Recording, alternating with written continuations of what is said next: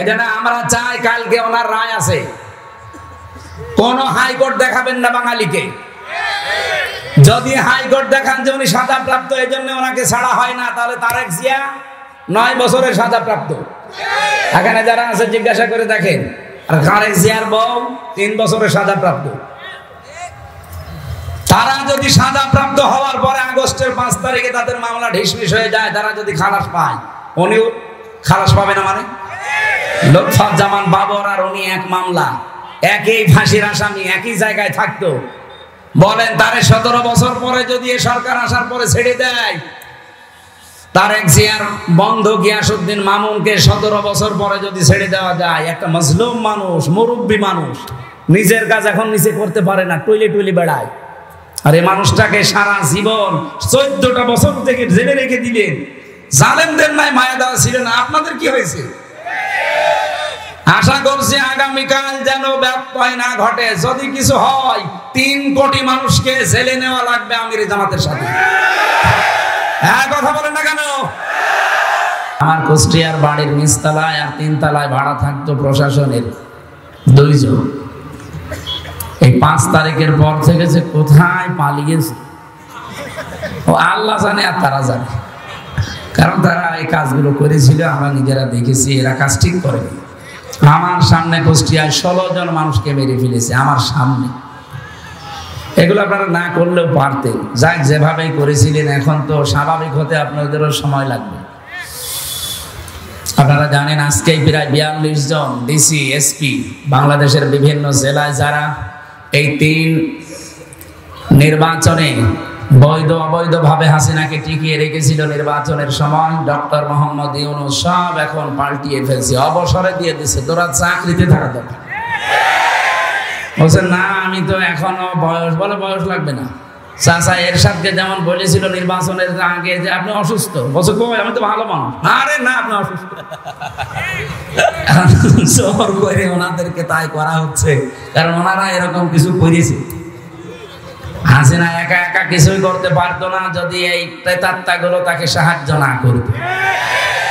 গত 3 দিন আগে দেখেননি একটা ভিডিও ছেড়েছে হাসিনা ওখান থেকে, যে দোষ শুধু আমারই একা, আর কেউ কিছু করেনি। আমার ছোট বোন যে ৭৬,০০০ কোটি টাকা মেরে খেলো, সেখানে কিছু বলেন না। সবই দোষ আমার, আমার বোনের তো কেউ কিছু বলে না, তারও তো দোষ আছে। কি আপনাদের এটা কোন জেলা? বিভাগ? এই বিভাগে আর একটা জেলা আছে, পাবনা। পাবনা এই বিভাগে না? ওখানে রূপপুর পারমাণবিক কেন্দ্র। এই জায়গা থেকে হাসিনার এই বোন একটা প্রকল্প থেকে ৭৬,০০০ কোটি টাকা চুরি করেছে। একটা যদি এই হয়, আর বাংলাদেশে আরো কত বলেন তো কি করেছে আপনি চিন্তা করতে পারেন? প্রতি বছরে বছরে তো এমনি ৪২,০০০ কোটি টাকা পাচার হতো। আর এক জায়গা থেকে যদি এই হয়, ইসলামপন্থী মানুষেরা এই দেশে একটা ব্যাংক দাঁড় করিয়েছিল, এই নিকৃষ্ট মানুষগুলো সেখান থেকেও ৭৫,০০০ কোটি টাকা চুরি করেছে। হাত দেবেন কোন জায়গায়? যেটা ভালো মনে করতাম দরবেশ, ওটা ৩৬,০০০ কোটি টাকা চুরি। দরবেশ যদি এই হয়, তাহলে শয়তানগুলো কি করেছে? আর এক একজনের মন্ত্রীর বাড়ি হচ্ছে ৬২০টা। ভূমি মন্ত্রী ছিল একজন, বাড়ি কয়টা? ৬২০টা বাড়ি বানিয়েছে। কারেন্ট চলে গেল নাকি? আপনাদের নিশ্চয় থাকেন, ওনারা বিদ্যুৎ ঠিক করে দেবে।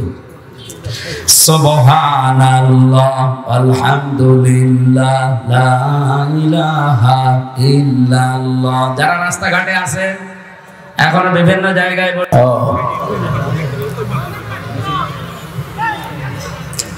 সুতরাং ডাক্তার ফজলুর রহমান সাইদ সাহেব যেটা বলছিলেন যে কোরআনের আইন যদি এদেশে জারি হয়, প্রশাসনে এখনো পর্যন্ত অনেকে মনে করছে যে না জানি আবারও আমাদের অবসরে দিয়ে দেয় নাকি বাধ্যতামূলক। না, যারা আছেন যদি সত্যি কোরআনের আইন এদেশে চালু হয়ে যায়, আপনাদেরকে দিয়ে এই দুর্নীতি দমন করানো হবে।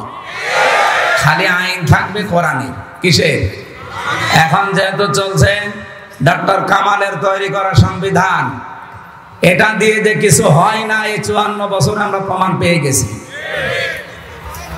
এই সংবিধান মেনে বাংলাদেশে যা হচ্ছে এই 54 বছরে দেখেন, চোর জেলে যায়, ডাকাত হয়, ডাকাত জেলে যায়, খুনি হয়, গাঁজাখোরকে জেলে দেয় পুলিশে, ও ভেতরে যে গাঁজার গাছ লাগায়। আমি নিজে পেয়েছি, আমি যে জেলে ছিলাম 3টা বছর, আমার নিজ তলায় একজন ছিল আসামি, এই বয়সে গাঁজাখোর, ও ভেতরে এই বোতলের মুখ কেটে মাটি দিয়ে ওর ভেতরে টব বানিয়ে গাঁজার গাছ লাগিয়েছে। জেলার তো হিন্দু মানুষ দেবদুলাল এসে বলছে, এই বেটা তুই গাঁজার গাছ বীজ পেলি কোথায়? বলছে, স্যার আমি ওই যে মামলার হাজিরা দিতে গিয়েছিলাম কোর্টে, আর আমারও তো অনেক বন্ধু বান্ধব আছে, তারা আসার সময় 1 পোটলা গাঁজা দিয়েছিল বীজ, ওইটা আমি এই মুখের ভেতরে রেখে দিয়েছিলাম, এরপরে আমার মেশিনে ধরতে পারে না, ওইটা নিয়ে এসে লাগিয়েছি আজ 2 মাস আগে। আপনি দেখেন গাঁজার গাছ কত বড় বড় হয়েছে। জেলাকে বলছে শয়তান, ধরে পুলিশ গাঁজা খাওয়ার কারণে ধরে জেলে দিল, আর তুই এর ভেতরে এসে গাঁজার গাছ লাগালি, তোরে তো এখন স্বর্গে দেওয়া লাগবে। ডাক্তার কামালের তৈরি করা সংবিধান দিয়ে গাঁজাখোর ভালো হবে না, আরো গাঁজার গাছ লাগাবে। এক কথা বলে না কেন? সত্যি যদি দেশে সব মুক্ত করতে চান এইটা লাগবে। এখানে আল্লাহ 73টা ধারা দিয়েছেন সূরা ফুরকানের ভেতরে, যদি এই ধারাগুলো বাংলাদেশের সংবিধানে সংযোজন করা হয় 17 বার, কি বারবার ঝামেলা হলে তো সমস্যা, 17 বার এই বাংলাদেশের সংবিধান কাটাছেঁড়া হয়েছে, পরিবর্ধন হয়েছে শান্তি পাওয়ার জন্য। পেয়েছি আমরা? বলেন বলেন।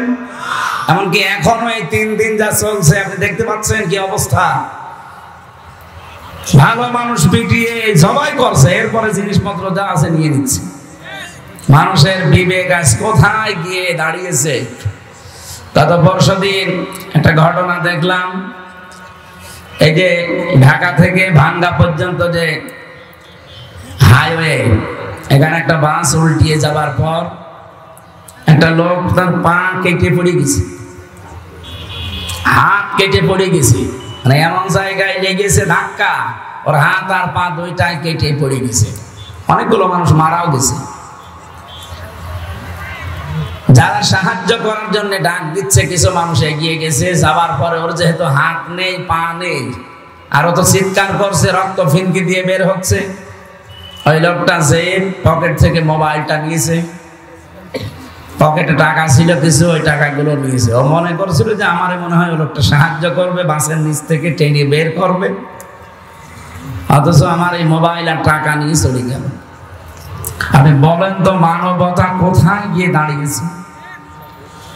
আর আমার মনে হয় এই ফেব্রুয়ারি মাসের 5 তারিখের পরে সাবেক অবৈধ মেয়র এই জাহাঙ্গীর আলম গাজীপুরে, এই শয়তানটাই ঘোষণা দিয়েছে যে আমাদেরকে দিনের বেলা আপনারা চলতে দেন না, রাতেও আপনাদের ঘুমাতে দেব না। এরপর থেকে দেশটা অস্থিতিশীল তৈরি হয়ে গেছে। এরকম যারা আছে, অপারেশন ডেভিল হান্ট চলছে, কি করছেন কি আপনারা? যেখানে থাক পৃথিবীর ওখান থেকে ওরা কবর দেওয়া লাগবে, তাছাড়া এ দেশ শান্ত হবে না। যদিও আজকে থেকে যৌথ বাহিনী আবার চলছে, আরো কড়া হওয়া দরকার আপনাদের। জিহাদ আমরা মনে করে শুধু বোমা মারা না, অন্যায় যেখানে প্রতিবাদ সেখানে, এর নামই জিহাদ। এখানে প্রশাসনের ভাইরা যারা এসেছেন, আপনাদের অনেকের মন খারাপ থাকে এখনো, যে না এত কিছু করি, হ্যাঁ ওদের কষ্ট আছে ভাই, 24 ঘন্টা ওদের ডিউটি পালন করা লাগে। আমার নিজের দোলা ভাই, আমার বাবাও তো ছিল, উনি আর চাকরি করে নাই, তো দোলা ভাই তো এখনো আছে। ওদের যে কাজ আমি দেখি, ওদের 7 ঘন্টা 8 ঘন্টা ডিউটি বলে কিছু নেই, ওদের 24 ঘন্টায় ডিউটি। প্রশাসনে যারা আছে এদের যে ডিউটি কয় ঘন্টা? 24 ঘন্টায়। টয়লেটে বসে আছে, যদি বাঁশিতে পড়ে ও অর্ধেক করে দৌড় দেওয়া লাগে, এমন একটা দায়িত্ব।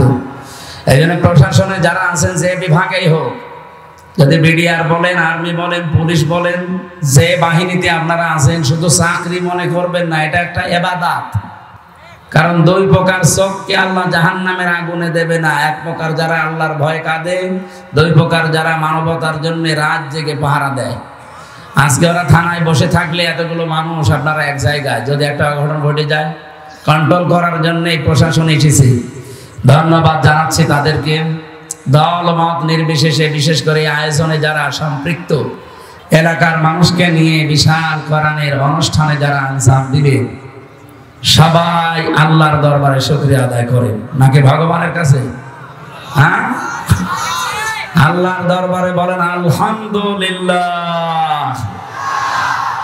খলাকাল ইনসান আল্লামাহুল বায়ান। আল্লাহ বলেন আমি মানুষ বানিয়েছি আর মানুষের কথা বলা আমি শিখিয়েছি। যদিও আমাদের কথা এই 15.5 বছরে অদৃশ্যভাবে প্রায় বন্ধই করে রেখেছিল। বাক শক্তি দিয়েছেন কে? অথচ আল্লাহর এই বান্দাদের কণ্ঠনালী চেপে ধরেছিল এক প্রকার শক্তি। সেই শক্তিকে আল্লাহ সমূলে ধ্বংস করে দিয়েছেন। জালেমদের শিকড় কাটা হয়ে গেছে। কেটেছে কে? না না, আপনি আলেম, এখানে যারা আলেম আছে জিজ্ঞাসা করেন কতিয়া এটা মসুর, এর ফাইল বা কর্তা জানা নেই। জালেমদের এই বাড়ি ঘর ভাঙলো কে, ওদের ক্ষমতা থেকে নামাইলো কে, কেউ জানে না। ছাত্র জনতা একটা উসিলা, কে করেছে কেউ জানে না। এই জন্য সারা দেশের দিকে তাকান, জালেমদের বাড়ি ঘর। আবার এই ফেব্রুয়ারির 5 তারিখে নতুন করে আর একটা আযাবুল বুলডোজার গেল। কোন আযাব? আযাবুল বুলডোজার। খালি উস্কানি দেবে, এরকম একটা করে আযাব নাজিল হবে। এই জন্য যারা আছেন পালিয়ে অন্তত আর উস্কানি দিয়েন না, যেটুকু আছে এটুকু আবার হারিয়ে যাবে। এক উস্কানিতে 32-33 হয়ে গেছে। এক কথা বলেন না কেন? আবার দেবেন 34 হয়ে যাবে।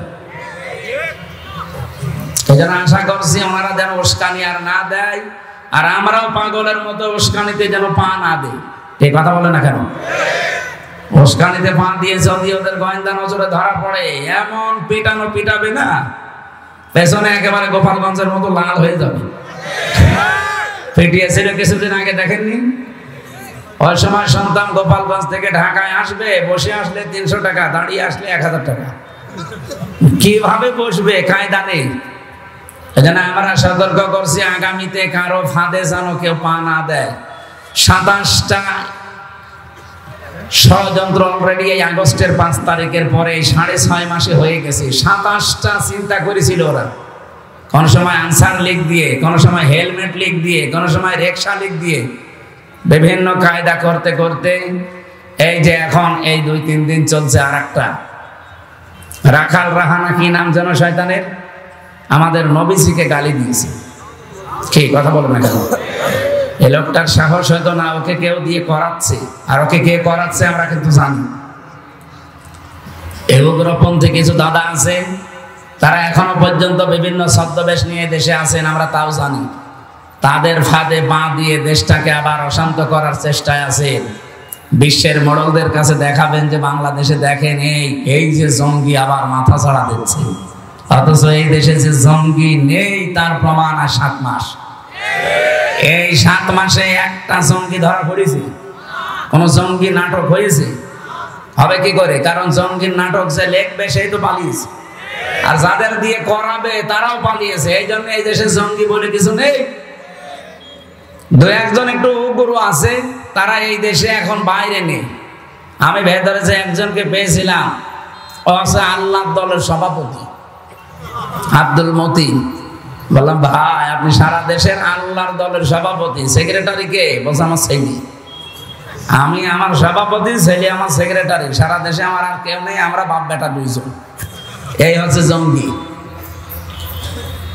পুরাটা মিথ্যা বানোয়াট ভাবে তৈরি করে নিজেরাই নিজেদেরকে, মানুষদেরকে ধরে নিয়ে 2 মাস 5 মাস 1 বছর ওই মাটির নিচে আয়না ঘরে রেখে দিত, হঠাৎ করে তুলে বলতে যে বিশাল জঙ্গি ধরা পড়েছে। আল্লাহ আমাদেরকে হাতে ধরে বাঁচিয়েছে। জালেমদের শিকড় যেহেতু আল্লাহ কেটে দিয়েছে, এমনকি জালেমদের বাড়ি ঘর পর্যন্ত আপনি তাকিয়ে দেখেন নিশ্চিহ্ন হয়ে গেছে জালেমদের সবগুলো। আমার কুষ্টিয়ার হানিফের বাড়ি মাটির সাথে মিশিয়ে দিয়েছে। দিয়েছে কে? কেউ জানে না। আর এখন মামলা দেবেন কারণ নামে, খুঁজেও পাবেন না, কারণ ফাইল কর্তা জানা নেই। যে যেভাবে পারে, আমার মনে হয় ফেরেশতারা ভেঙেছে। কোরআনে কারিমে রব্বুল আলামিন জানিয়েছেন ফাতিলকা বুয়ুতুহুম খাওফিয়াতাম বিমা যালামু ইন্না ফি যালিকা লাআয়াতান লিকাওমিন ইয়ালামুন। সূরা নামলের 52 নম্বর আয়াতে আছে আল্লাহ বলেন এই সেই ঘরগুলো ফাতিলকা বুয়ুতুহুম বাইতুন দেননি বুয়ুত বহু বচন, আবার জমির দিয়েছেন হিম। আল্লাহ বলেন এই সেই ঘরগুলো পড়ে আছে কেন জানেন? খাওফিয়াতান, আজকে জনশূন্য ওজার গৃহ হয়ে গেছে, পরিত্যক্ত হয়ে পড়ে আছে বিমা যালামু, এদের জুলুমের কারণে। কি বুঝলেন এই আয়াত থেকে? জালেমদের এত বড় শিকড় আপনি চিন্তা আনতে পারবেন না। আমি রিমান্ডে টের পেয়েছিলাম যে ওদের শিকড় কত নিচে এই দেশে। ইউনিয়নের দারোয়ান থেকে শুরু করে একেবারে সংসদ পর্যন্ত থরে থরে সব সাজানো ছিল। এখনো আছে জালেমদের ওই দোষরগুলো এখনো আছে। এই জন্যই তো ইউনুস পাল্টাচ্ছে, বাধ্যতামূলক বলছে তো অসুস্থ চলে যা। আসলে এগুলো অসুস্থ মানসিক ভাবে। ওদের শিকড় এত নিচে ছিল, তারপরও যদি কেটে ফেলে আগামীতে অনেকেই চিন্তা ভাবনায় আছেন আগে সিয়ার পাই কি করবেন আপনি? সিয়ার পেয়ে যদি সত্যি ওদের মতো আচরণ করেন, জাহান্নামা লিল কাফিরিনা হাসীরা। সূরা বানী ইসরাঈল ৮ নম্বর আয়াতের শেষের দিকে আল্লাহ জানিয়েছেন তোরা যদি ওইরকম করিস, ওদের সাথে যা করেছি তোদের সাথে ওইটা করব। ইন্না ফি যালিকা লাআয়াতান লিকাওমিন ইয়ালামুন, লামে তাকিদ। আল্লাহ বলেন অবশ্যই এর ভেতরে শিক্ষা আছে ওই মানুষগুলোর জন্য যারা জ্ঞানী। এজন্য আগামীতে যারা আসবেন, কারা আসবেন আমি জানি না, যারা আসবেন তারা যদি এই জালেমদের মতো আচরণ আরম্ভ করেন, আল্লাহর কসম আপনাদেরকেও বাড়িঘর 5 বছর পরে উজাড় গৃহ হয়ে যাবে। বলেন বলেন, শ্মশান বানিয়ে দেবে। দেবে কে? না আপনাদের তো বোঝাতে বললাম, কতিয়া বললাম, ফাইল কর্তা জানা নেই। দেবে কে? কেউ জানে না। দেবে কে? এই জন্য আচরণ ঠিক করে। অনেক মানুষ দেখতে পাচ্ছে আগস্টের 5 তারিখের পর থেকে যা আরম্ভ করেছেন, জনগণ কিন্তু এখন খুব সচেতন। এরা কিন্তু অলরেডি বুঝে ফেলেছে। এক কথা বলেন না কেন? বদরউদ্দিন ওমর নাম শুনেছেন এই লোকটার? আজকে একটা সাক্ষাৎকার দিয়েছে। উনি জানাচ্ছে বাংলাদেশ জামাত ইসলামীকে যে দোষ দেওয়া হয়, উনি একজন মুক্তিযোদ্ধা। উনি বলছে যে দোষ দেওয়া হয় এটা পুরা হিংসা করে আর মিথ্যার উপরে ভিত্তি করে। এই জন্য আমার বানানো কথা না, আপনি ওনার কাছে জিজ্ঞাসা করেন কেন এই কথা বললো। একটা মানুষের হিংসার বশবর্তী হওয়ার কারণে এই দেশে 18 কোটি মানুষ আমরা জিম্মি ছিলাম, বিচার ব্যবস্থা পর্যন্ত। আমি নিজে তো ভিকটিম, নিজে টের পেয়েছি। 3টা বছরে মামলা আমার 30 বারের উপরে উঠেছিল, সিএমএম কোর্ট, জজ কোর্ট, হাইকোর্ট মিলে, কিন্তু না হয়নি। অথচ ওরা সারা দেশে কি বলতো যে বিচার ব্যবস্থা স্বাধীন। এই স্বাধীন ঠনকো একটা মামলা দিয়েছিল আমার মনে হয় 3 দিন পরে আমার বের হওয়ার কথা, অথচ 3 বছরে আমার বের হতে দিলেন না। আমার বিচার ব্যবস্থা স্বাধীন। ওই মামলায় আগস্টের 5 তারিখের পরে তুলেছিলাম, শুধু জামিন না, একেবারে মামলা ঢিসমিস করে দিয়েছে আদালত। জিজ্ঞাসা করতে গেলাম একবার যে মাননীয় আদালত, এইটা তো আপনার কাছেই ছিল এতদিন, তখন তো কিছু করলেন না, আর এখন একেবারে মামলা জামিন না খারিজ করে দিলেন সব। এইটাই বলতো যে হুজুর আমার কিছু করার ছিল না, আমার হাত বাঁধা ছিল। কি ছিল? এটা যে হাত বাঁধা ছিল, আমি জেলে যাওয়ার 11-12 দিনের মাথায় বুঝতে পেরেছিলাম। আমার এসে 164 নিয়েছিল ম্যাজিস্ট্রেট, উনি পুরাটা মিথ্যা কথা লিখে আমারে বলছে আপনি সই করেন, আপনি 3-4 দিন পরে বের হয়ে চলে যাবেন। আমি আর 164 এর সময় বসতাম। পরে দেখি সব রাষ্ট্রের বিরুদ্ধে, আকিস গ্রুপের বিরুদ্ধে, জামাত ইসলামের বিরুদ্ধে লিখেছে, লিখে সই করে নিয়ে ওটা নাকি 164 আমার নিজের জবানবন্দি ওইটা, অথচ একটা কথা আমার না। পরবর্তীতে আমি ডিনাই পিটিশন দিয়েছিলাম, কিন্তু কিছুই হয়নি। কারণ ওই যে বিচার সব ওদের হাতে। যেহেতু 5 তারিখের পরে ওই জজ সে নিজেই বলছে যে এখন আমার হাত খোলা আছে, আমি এখন অন্তত ন্যায় বিচার করতে পারি। আমিও আপনার মতো জিম্মি ছিলাম। যে ম্যাজিস্ট্রেট আমার এই মিথ্যা কথাগুলো লিখে সই করে নিয়েছিল, আমি জেলে যাওয়ার পরে দেখি ও ভেতরে ঘুরছে। কি গো এখানে? বলছে হুজুর আমার বউ যৌতুক মামলা দিয়েছে। ঠিক করেছে শয়তান। বলছে হুজুর আমারে গালি দিয়েন না, বদদোয়া দিয়েন না, দোষ আমার না, আমার হাত বাঁধা ছিল, আমারে যা বলেছে আমি তাই করেছি। এরকম মানুষ দেশে ছিল না? ছিল না? সব জায়গায় এগুলো ছিল, খালি একজনের হাত খোলা ছিল। কার? বলছে আল্লাহ। আল্লাহ তো হাত খোলা আছে। একজনের হাত খোলা ছিল। কার? হাসিনা। আর বাকি যত হাত এই দেশে সব ডাইরেক্ট ইনডাইরেক্ট বাঁধা ছিল। এমনকি কাওয়া কাকুরও হাত বাঁধা। আপনি কি মনে করতেন কাওয়া যা বলে নিজের কথা বলে? না, ওর পেছনে কাওয়াকে যা বলতে বলে কাওয়া তাই বলে। হাসান মাহমুদ যেটা ও যা বলতো নিজের কথা না, ওরা যা বলতে বলতো ইন্ডিয়া তাই বলতো। কে কথা বলছেন? তথ্য মন্ত্রণালয়ের দায়িত্ব দিয়েছিল ওরে। আপনি চিন্তা করতে পারেন, এই যে মাইক্রোসফট রিপোর্ট দিয়েছে কিছুদিন আগে, সারা বিশ্বের 257টা রাষ্ট্র সবচাইতে বেশি মিথ্যা তথ্য প্রচার করে ইন্ডিয়া। তাম দুনিয়ায় 257 রাষ্ট্রের 1 নম্বরে এরা। আর তাদের প্রেসক্রিপশন নিয়ে চলতো এই হাসান মাহমুদ। এজন্য ওর কথা 100টা মিথ্যা। মানুষের তো 100টার 98টা মিথ্যা হয়, ওর 100টার 100টাই মিথ্যা।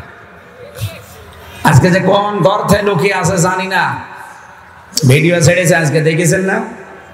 কোন জায়গায় আছে আমি জানি না, ওখান থেকে বলছে 21-এর চেতনা আমরা চাই, জয় বাংলা। আরে সামনে এসে বল, অপারেশন ডেভিল হান্ট চলছে শয়তানের খোঁজে। তোর মতো শয়তান খুঁজতেছি। এক কথা বল না কেন? এখানে আমরা চাচ্ছি কারো জবান যেন আর বন্ধ না থাকে, কারণ জবান হাসিনার দেওয়া না। জবান কার দেওয়া? আল্লাহর দেওয়া জবান। আর কেউ যেন সামনে এভাবে চেপে ধরতে না পারে। ওয়ালাকাদ কাররামনা বানি আদম, বনি আদমকে আমি সম্মান দিয়েছি। এদিকে তাকান, আল্লাহ কি বলেছে আমি মুসলমানকে সম্মান দিয়েছি? না, মানুষ যারা তারা হিন্দু মানুষ না, বলেন না কেন? এই জন্য হিন্দু ভাইরা জেলায় যদি থাকেন আশপাশে, আপনারা নিজেদেরকে ছোট মনে করবেন না। আমিরে জামাত ডক্টর শফিকুর রহমান হাফিজাহুল্লাহ, উনি অলরেডি আগস্টের 5 তারিখে কিন্তু ওপেন ঘোষণা দিয়েছেন এদেশে সংখ্যা গুরু বলে কিচ্ছু নেই, যা আছি আমরা সব সমান। হ্যাঁ, আমরা 96% মুসলমান, এটা ঠিক আছে। আপনারা 4% তাতে কি? আমার সব অধিকার এই দেশে জন্ম নিয়ে আপনার ওটাই অধিকার। কিন্তু যারা উগ্র, যারা সন্ত্রাসী, যারা নিষিদ্ধ, তাদের অধিকার নেই, কারণ তাদের তো নিষিদ্ধ করেই দিয়েছে রাষ্ট্র। আপনারা নিষিদ্ধ করেছিলেন একটা মাসলুম সংগঠনকে, আল্লাহ নিজে অ্যাকশন নিয়ে 5 দিনের মাথায় আপনাদেরকে নিষিদ্ধ করে দিয়েছে। এক কথা বলে না কেন? এখানে এটা রেকর্ড হচ্ছে তো, সারা দুনিয়া এখন চলছে। সবাইকে উদ্দেশ্য করে বলছি, আল্লাহ মানুষকে সম্মান দিয়েছে। নবী মসজিদে নববীতে বসে আছেন, একটা লাশ যাচ্ছিল, বিশ্বনবী দাঁড়িয়ে গেলেন। সাহাবীরা বলে হুজুর দাঁড়াবেন না, ওটা ইহুদির লাশ। বিশ্বনবী বলে ইহুদির লাশ, তাতে কি হয়েছে, তো আল্লাহর বান্দা। এই জন্য অন্য ধর্মের ভাইরা, আপনারা ইসলামকে কি মনে করেন আমি জানি না, আপনি একটু ইসলামের কাছে আসেন, দেখেন এর সৌন্দর্য কত উন্নত। কয়েকদিন আগে এক বিসিএস ক্যাডার অধ্যাপক, ওনাকে বলেছিলাম স্যার আপনার ইসলাম ধর্ম গ্রহণ করা লাগবে না, আপনার মুসলমান হওয়া লাগবে না। যদিও আমাদের ধর্মে কোনো বাড়াবাড়ি জোর জবরদস্তি, বলেন না কেন? জোর জবরদস্তি থাকলে দেশে 4% হিন্দু থাকতে পারে? বলেন বলেন, কবে পিটিয়ে মুসলমান বানিয়ে ফেলতাম না? কিন্তু আমাদের ধর্মেই তো এটা নেই যে বাড়াবাড়ি করা, বলেন না কেন? জোর জবরদস্তি কারো উপরে করা, লা ইকরাহা ফিদ্দীন লাকুম দীনুকুম ওয়ালিয়া দীন, যার যার ধর্ম শেষে পালন করবে, কোনো অসুবিধা নেই। ইসলাম যদি সত্যি দেশে আসে, অন্য ধর্মে যারা আছেন তাদেরকে আমরা গ্যারান্টি দিতে পারি, আমিরে জামাত ডক্টর শফিকুর রহমানের এই কথার সূত্র ধরে, যে এই দেশে সবচাইতে বেশি নিরাপদে থাকবে এই সংখ্যালঘু যারা, তারা। যদিও আমরা সংখ্যালঘু তাদেরকে বলি না, সবাই আমরা সমান। এই জন্য আপনাদেরকে জোর ভয় দেখাচ্ছে, বিশেষ করে মেয়েদেরকে। মা বোন যারা এসেছেন, যারা আপনাদের বলে যে ইসলাম আসলে ঘরবন্দি হয়ে যাবেন, চার দেওয়ালের মাঝে তালাবদ্ধ হবেন না, মিথ্যা কথা। এই জোর ভয় আপনি শুনবেন না। ইসলাম আসলে আপনি সবচাইতে বেশি অধিকার পাবেন, কারণ এই কোরআনে আপনারা দিয়েছেন, রাসূলুল্লাহ দিয়েছেন, পৃথিবীর কোন ধর্ম এটা দিতে পারেনি। ৪৫০০ ধর্ম এখন দুনিয়ায়। কত বলেন বলেন? ৪৫০০। কোন ধর্মে মেয়েদের এত অধিকার দেওয়া হয়নি যত অধিকার আল্লাহ ইসলামে দিয়েছেন। সুবহানাল্লাহ বলতে পারেন না? আর ওইটা যদি কায়েম হয় কি হবে আপনি টের পাচ্ছেন? আমরা তো ওইটা চাচ্ছি। আল্লাহ যেন জন্ম চোখে ওইটা দেখে মরার তৌফিক দেন, বলেন আমিন। আমি আবার স্মরণ করাচ্ছি, যারা উস্কানিতে পা দিচ্ছেন, কারো উস্কানিতে পা দেওয়া যাবে না। দেশটা শান্ত থাকতে দেন। আজকে রাতের ঘোষণা যা পাচ্ছেন, যদি সত্যি ঘূর্ণ অক্ষরও জানতে পারে আপনি দেশের বিরুদ্ধে, এই দেশের যৌথ বাহিনী কিন্তু নেমে পড়েছে, আপনাকে আস্ত রাখবে না। আর একবার যদি চার দেওয়ালের মাঝে যান না, কোনো বাপ আপনাকে বাঁচাবে না। গত পরশুদিন আওয়ামী লীগের একজন গোপালগঞ্জ টঙ্গী পাড়ায় বাড়ি, ওনার এই অপারেশন ডেভিল হান্ট ধরা পড়েছে। ওনার গ্রামের একজন মনে হয় ওনার দোলা ভাই হবে। আমি ওই সময় যশোরে ছিলাম। আমার বলছো, হুজুর আপনি একটু সুপারিশ করেন যেন আমার দোলা ভাইরে ছেড়ে দেয়। আমি বলছি কি করতো? মানে আওয়ামী লীগের নেতা। রে শয়তান, ওই নাম বলে আমি মার খাবো।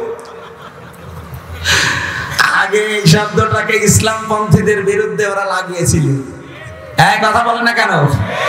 কেউ যদি এই দেশে ইসলামপন্থী যারা, বিশেষ করে জামাত ইসলামী, ইসলামী ছাত্র শিবির, ইসলামী ছাত্রী সংস্থা, এদের যদি কেউ ধরে নিয়ে যেত, আর যদি কেউ পরিচিত মানুষকে বলা হয়তো ভাই একটু বলেন মামলা যেন একটু হালকা করে দেয়, শিবিরে জামাতের নাম বলে আমার পদ হারাবো?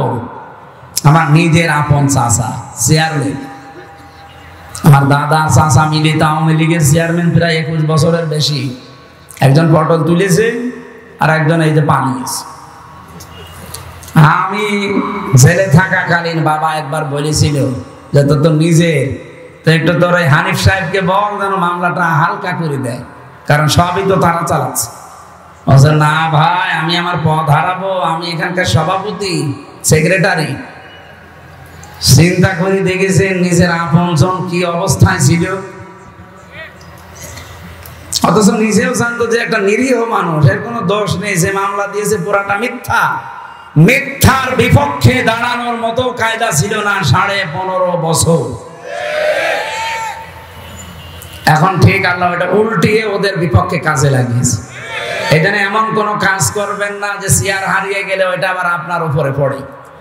কি কথা বুঝতেছেন? এজন্য দল মত নির্বিশেষে দেশে আমরা সবাই মানুষ, ধর্ম আমাদের আলাদা থাকতে পারে, আমরা কি আরো জোরে বলেন? মানুষকে আল্লাহ সবচাইতে বেশি কি দিয়েছেন?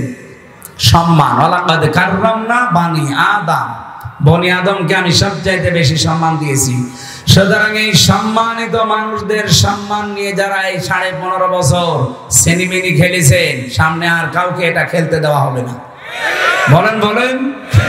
আল্লাহ সেরকম একটা দেশ যেন সামনে আমাদের উপহার দেন, আর দেবেন। এই কারণে আজকের তেলাওয়াত কিন্তু আয়াতে এই কথাগুলো আছে, খুব ভালো করে মনোযোগ সহকারে শুনবেন।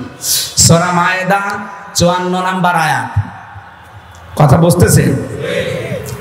আল্লাহ রাব্বুল আলামিন বলেন, ইয়া আইয়ুহাল্লাযীনা আমানু, ওহে যারা ঈমানের দাবি করো, মাইয়ারতাদ্দা মিনকুম আন দীনিহি, তোমাদের ভেতরে কোন ব্যক্তি, কোন দল, কোন গোষ্ঠী কেউ যদি আল্লাহর দ্বীন থেকে মুখ ফিরিয়ে নেয়, এখানে ইরতিদাদ শব্দের বাংলা অর্থ ফিরে যাওয়া।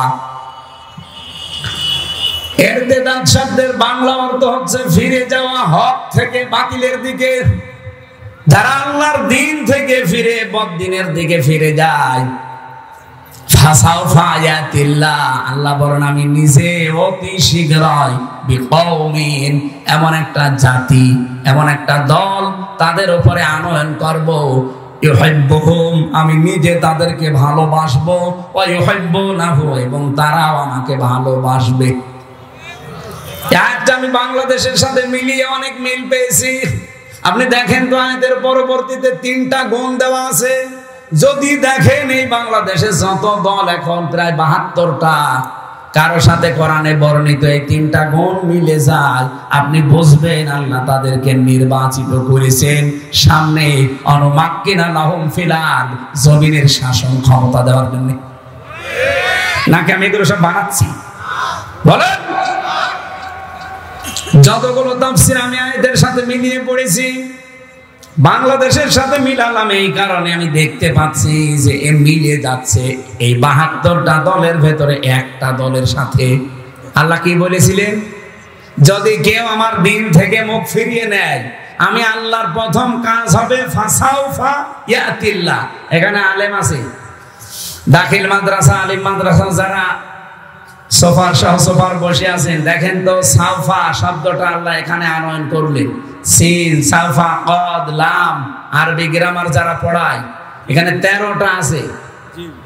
কোন সেন্টেন্সের আগে যদি একটা আসে বাংলা অর্থ দাঁড়ায় খুব তাড়াতাড়ি। আল্লাহ বলছেন অতি শীঘ্রই, খুব তাড়াতাড়ি, ইয়াতিল্লাহ, আমি আল্লাহ নিজে। এখানে ফাইল কর্তাকে আল্লাহ নিজে, আমি নিজে খুব তাড়াতাড়ি বিকৌমিন, এমন একটা দলকে তোমাদের উপরে আমি নিয়ে আসবো, ইউহিব্বুহুম, যাদেরকে আমি আল্লাহ নিজে ভালোবাসি। সুবহানাল্লাহ বলতে পারেন না? ওয়া ইউহিব্বুনাহু, এবং তারা আমাকে সবচেয়ে বেশি ভালোবাসে। আগস্টের 5 তারিখের পরে আমরা বহু মানুষকে দেখতে পাচ্ছি, এর আগেও দেখেছি, এর পরে বেশিরভাগ দেখছি অনেকে দিন থেকে, ইসলাম থেকে সরাসরি মুখ ফিরিয়ে নিচ্ছে। কথা কি বুঝে বললেন নাকি আন্দাজে বললেন? আপনি কি দেখতে পাচ্ছেন বাংলাদেশে অনেকে ইসলাম থেকে, দিন থেকে মুখ ফিরিয়ে নিচ্ছে? তারা গালি দেয় জামাত ইসলামীকে। আরে ভাই, জামাত ইসলামী কি? সেটা দল। আপনি তারে গালি দেন কোন কারণে? আপনি তো সরাসরি আল্লাহকে, রাসূলকে, ইসলামকে গালি দিতে পারছেন না, ওইটা এখন বলছেন ওর উপর। জামাত ইসলাম হোক, চরমনাই হোক, আটরশি হোক, ইসলাম পন্থী যারা এই দেশে, বলেন তো এই মানুষগুলো কি তার বাবার কথা আপনাকে বলে? চরমনার পীর কোনদিন বলেছে যে আমার বাবা ছাড়া কেউ জান্নাতে যেতে পারবেন না? তিনি এই কথা বলে যে কোরআন হাদিস ছাড়া কেউ জান্নাতে যেতে পারবেন না। জামাত ইসলামের কোন নেতা বলেছে যে আমার বাবাকে না মানলে জান্নাত পাবেন না? তাদের কথা এই যে কোরআন হাদিস না মানলে আপনি জান্নাত পাবেন না। কি বলেন? বলেন। আল্লামা সাইয়্যিদ আবুল আলা মাওদুদী রাহমাতুল্লাহ আলাইহি, আল্লাহ রাব্বুল আলামিন জান্নাতের সুউচ্চ মাকাম তাকে দান করুন। আল্লাহর এই গোলাম বলেছিল, আমি ইসলাম মানতে গিয়ে দেখি নাই কোন বাবা কি বলেছে, কোন দাদা কি করেছে, কোন নেতা কি বলেছে, না, আমি দেখেছি আল্লাহ কি বলেছে আর রাসূল কি করেছে। ইসলাম পন্থী যারা দেশে সবার এই এক কথায়, এই কথা বলে না কেন? সবার এই এক কথা, এর বাইরে যদি কারো কথা থাকে তারে মানা যাবে না। কথা বুঝতেছেন আপনারা? আমি নাম ধরেই বলছি, এটা রেকর্ড হচ্ছে এই কারণে। চাঁপাইনবাবগঞ্জের বিএনপির একজন এমপি, সাবেক এমপি না, এটা অবৈধ এমপি, কারণ এই 15 বছরে যারা এমপি হয়েছে সবগুলো অবৈধ। এদেরকে এমপি বলা জায়েজ নেই, এদের মন্ত্রী বলা জায়েজ নেই, কারণ এরা তো আমরা ওদের ভোট নেই, এরা জোর করে হয়ে গেছে। এই কথা বলো না কেন? এদেরকে আমরা ভোট দিতে পেরেছি। আমার 33 বছর বয়স, 18 বছর থেকে ভোট দিতে আরম্ভ করলে আমি 3 বার ভোট দিতে পারি, একবারও পারি নাই। তার মানে ভোট এদেশে হয়নি এই 3 বারে। এজন্য সাবেক এমপি, সাবেক মন্ত্রী, এই 3 বারের যারা, তারা লিখবেন না, এতটুকু লিখবেন সাবেক চোর, না যদি আরেকটু বেশি লিখতে চান সাবেক ডাকাত। এর চাইতে বেশি কিছু লেখা আপনার জন্য জায়েজ নেই। এমনকি 15.5 বছরের রাষ্ট্রের যে ভাতা নিয়েছেন সব ফেরত দেওয়া লাগবে। এক কথা বলেন না কেন? এখানেও যিনি দায়িত্বে ছিলেন, এই যে হাসিনাকে হযরত বলে ডাকতো, কি জানো না? আল্লাহর ওলি। কোথায় আছে? পালিয়েছি। কি আশ্চর্য সামসামি! দেখেন তো, সংসদে দাঁড়িয়ে ঘরের রিপোর্ট দিয়েছে ঘুমের। এরপরে কি যে ভয়াবহ আশ্চর্য জায়গা এটা। আমি তো মিনিটায় ছিলাম 10 দিন, আর যারা বড়টাই ছিল বিগটা, এই যে ব্যারিস্টার আমান আজমি ভাই সহ, এই যে হম্মাম কাদের চৌধুরী, সালাউদ্দিন কাদের চৌধুরীর সন্তান, এরা যারা ছিল এরা যে কত কঠিন। আমি দেখেছিলাম এরকম চেয়ারে বসিয়ে দেয়। আমার আগে একজনকে নিয়েছে এই চেয়ারে বসিয়ে এই হাতের সাথে পায়ের সাথে ক্লিপ লাগিয়ে দেয়, এই গলার সাথে একটা লাগিয়ে দেয় বেড়ি, ওদের একটা কি ফিতা আছে, এটা লাগিয়ে দিলে আপনি নড়তে পারবেন না। মুখটা তো কালো কাপড় দিয়ে বেঁধে দেয়, হাত বাঁধা, পা বাঁধা, মাথা বাঁধা, আপনি নড়বেন কি করি? তখন একবার টিপ দেবে সুইচে, চেয়ার আপনার 1 মিনিটে 120 বার ঘুরবে। 1 মিনিটে যদি 120 বার হয়, সেকেন্ডে কয়বার? বলেন বলেন। আপনি চিন্তা করতে পারেন মাথার ভেতরে কত সূক্ষ্ম জিনিস আল্লাহ দিয়েছেন। ফ্রন্টাল লব আছে, অক্সিপিটাল লব আছে, প্যারাইটাল লব আছে, মোটর কর্টেক্স আছে, সেন্সরি কর্টেক্স আছে, কত সেন্সরি জিনিসগুলো আল্লাহ দিয়েছেন মাথার ভেতরে। আর 1 মিনিটে 120 বার পাক দেবে, আপনার মাথা থাকবে? 1 মিনিট পরে মনে হবে আমি 4-5টা দুনিয়া দেখতে পাচ্ছি। হাত তো বাঁধা এভাবে ক্লিপ দিয়ে, এমন একটা মেশিন আছে ওদের কাছে, হাতের সাথে আর পায়ের সাথে লাগিয়ে দেয়, একটা টিপ দেবে, একবারে নখগুলো সব খুলে চলে আসবে। নখ খুলে ফেললেও তো হয়, ওর উপর আবার লবণ ছিটিয়ে দেয়। আপনার বিশ্বাস হচ্ছে না? আমি নিজে তো ফেস করেছি এগুলো। হয় যে পুলিশ দাঁড়িয়ে আছে, জিজ্ঞাসা করে এই ছিল দেশ, আর বলে আমি কি করেছি যে আমার পালানো লাগলো। আপনার এখনো মনে হচ্ছে না যে কি করেছেন? এদিকে আসেন, আপনাকে রেখে দিও ওখানে। আপনার তো 14 বছর থাকবে না, আপনি খালি 14 দিন থাকবেন ওই মাটির নিচে ঘরে। 14 দিন থাকলে আপনি এমনি মরে যাবেন। কত মানুষকে আমার সামনে দিয়ে লাশ বের করে নিয়ে চলে গেছে, বলে যে ও মরে গেছে। না, মরেনি, চিন্তায় মরে গেছে। এমন কঠিন ভয়ঙ্কর জায়গায় ওরা রেখে দিয়েছিল। আমার মনে একটা ভাঙ্গা ছেঁড়া মানুষকে 3টা বছর সেলখানায় দিলেও তো হইতো, দিয়েছে ফাঁসির কন্ডেম সেলে, কবর সেলে। শয়তানরা 24 ঘন্টা তালা লাগানো, আবার সিসি ক্যামেরা দেয়, কেউ যেন আমার সাথে কথা না বলে। একদিন এক হিন্দু কারারক্ষীরে বললাম যে ভাই, সব সময় তো তালা লাগিয়ে রাখেন, একটু বই দেন, বই পড়ি। ও শয়তান বই নিয়ে এসেছে বঙ্গবন্ধুর আত্মজীবনী। এটা পড়ে কি করুন? পরের সপ্তাহে বছর ভালো বই দেবো, ভালো বই নিয়ে এসেছে বঙ্গবন্ধুর ছেলেবেলা। আরে ভাই, আপনি কি আর বই পান না? কি বই নিয়ে আসেনি? পরের দিন নিয়ে এসেছে বঙ্গবন্ধুর সিন সফর। হুজুর লাইব্রেরিতে এছাড়া আর বই নিয়ে। আমি বললাম লাইব্রেরিতে খোঁজ করবেন, আমার ফাঁসি চাই, মতিয়ার রহমান রেন্টুর লেখা এই বই আছে। হুজুর ওই বই পড়তে নেই, ওইটা নিয়ে আসে।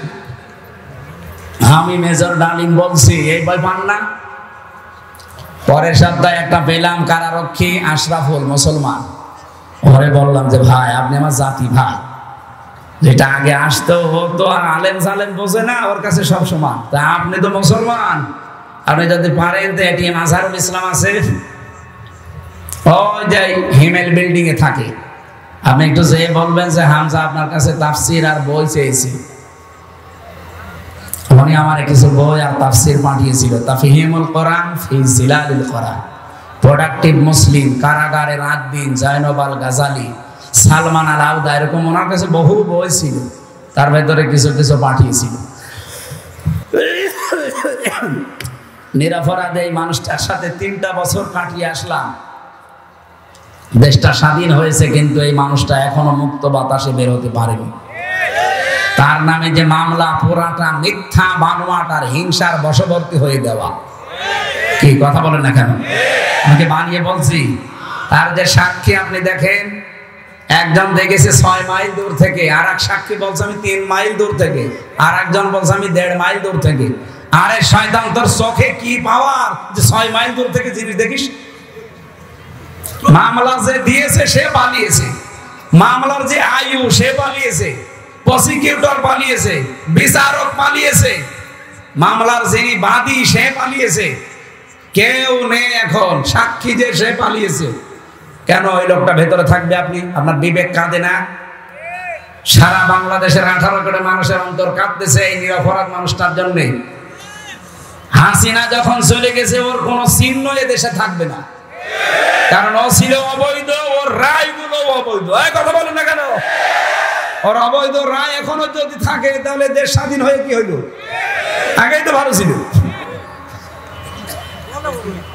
এই জন্য আমরা চাই কালকে ওনার রায় আছে, কোন হাইকোর্ট দেখাবেন না বাঙালিকে।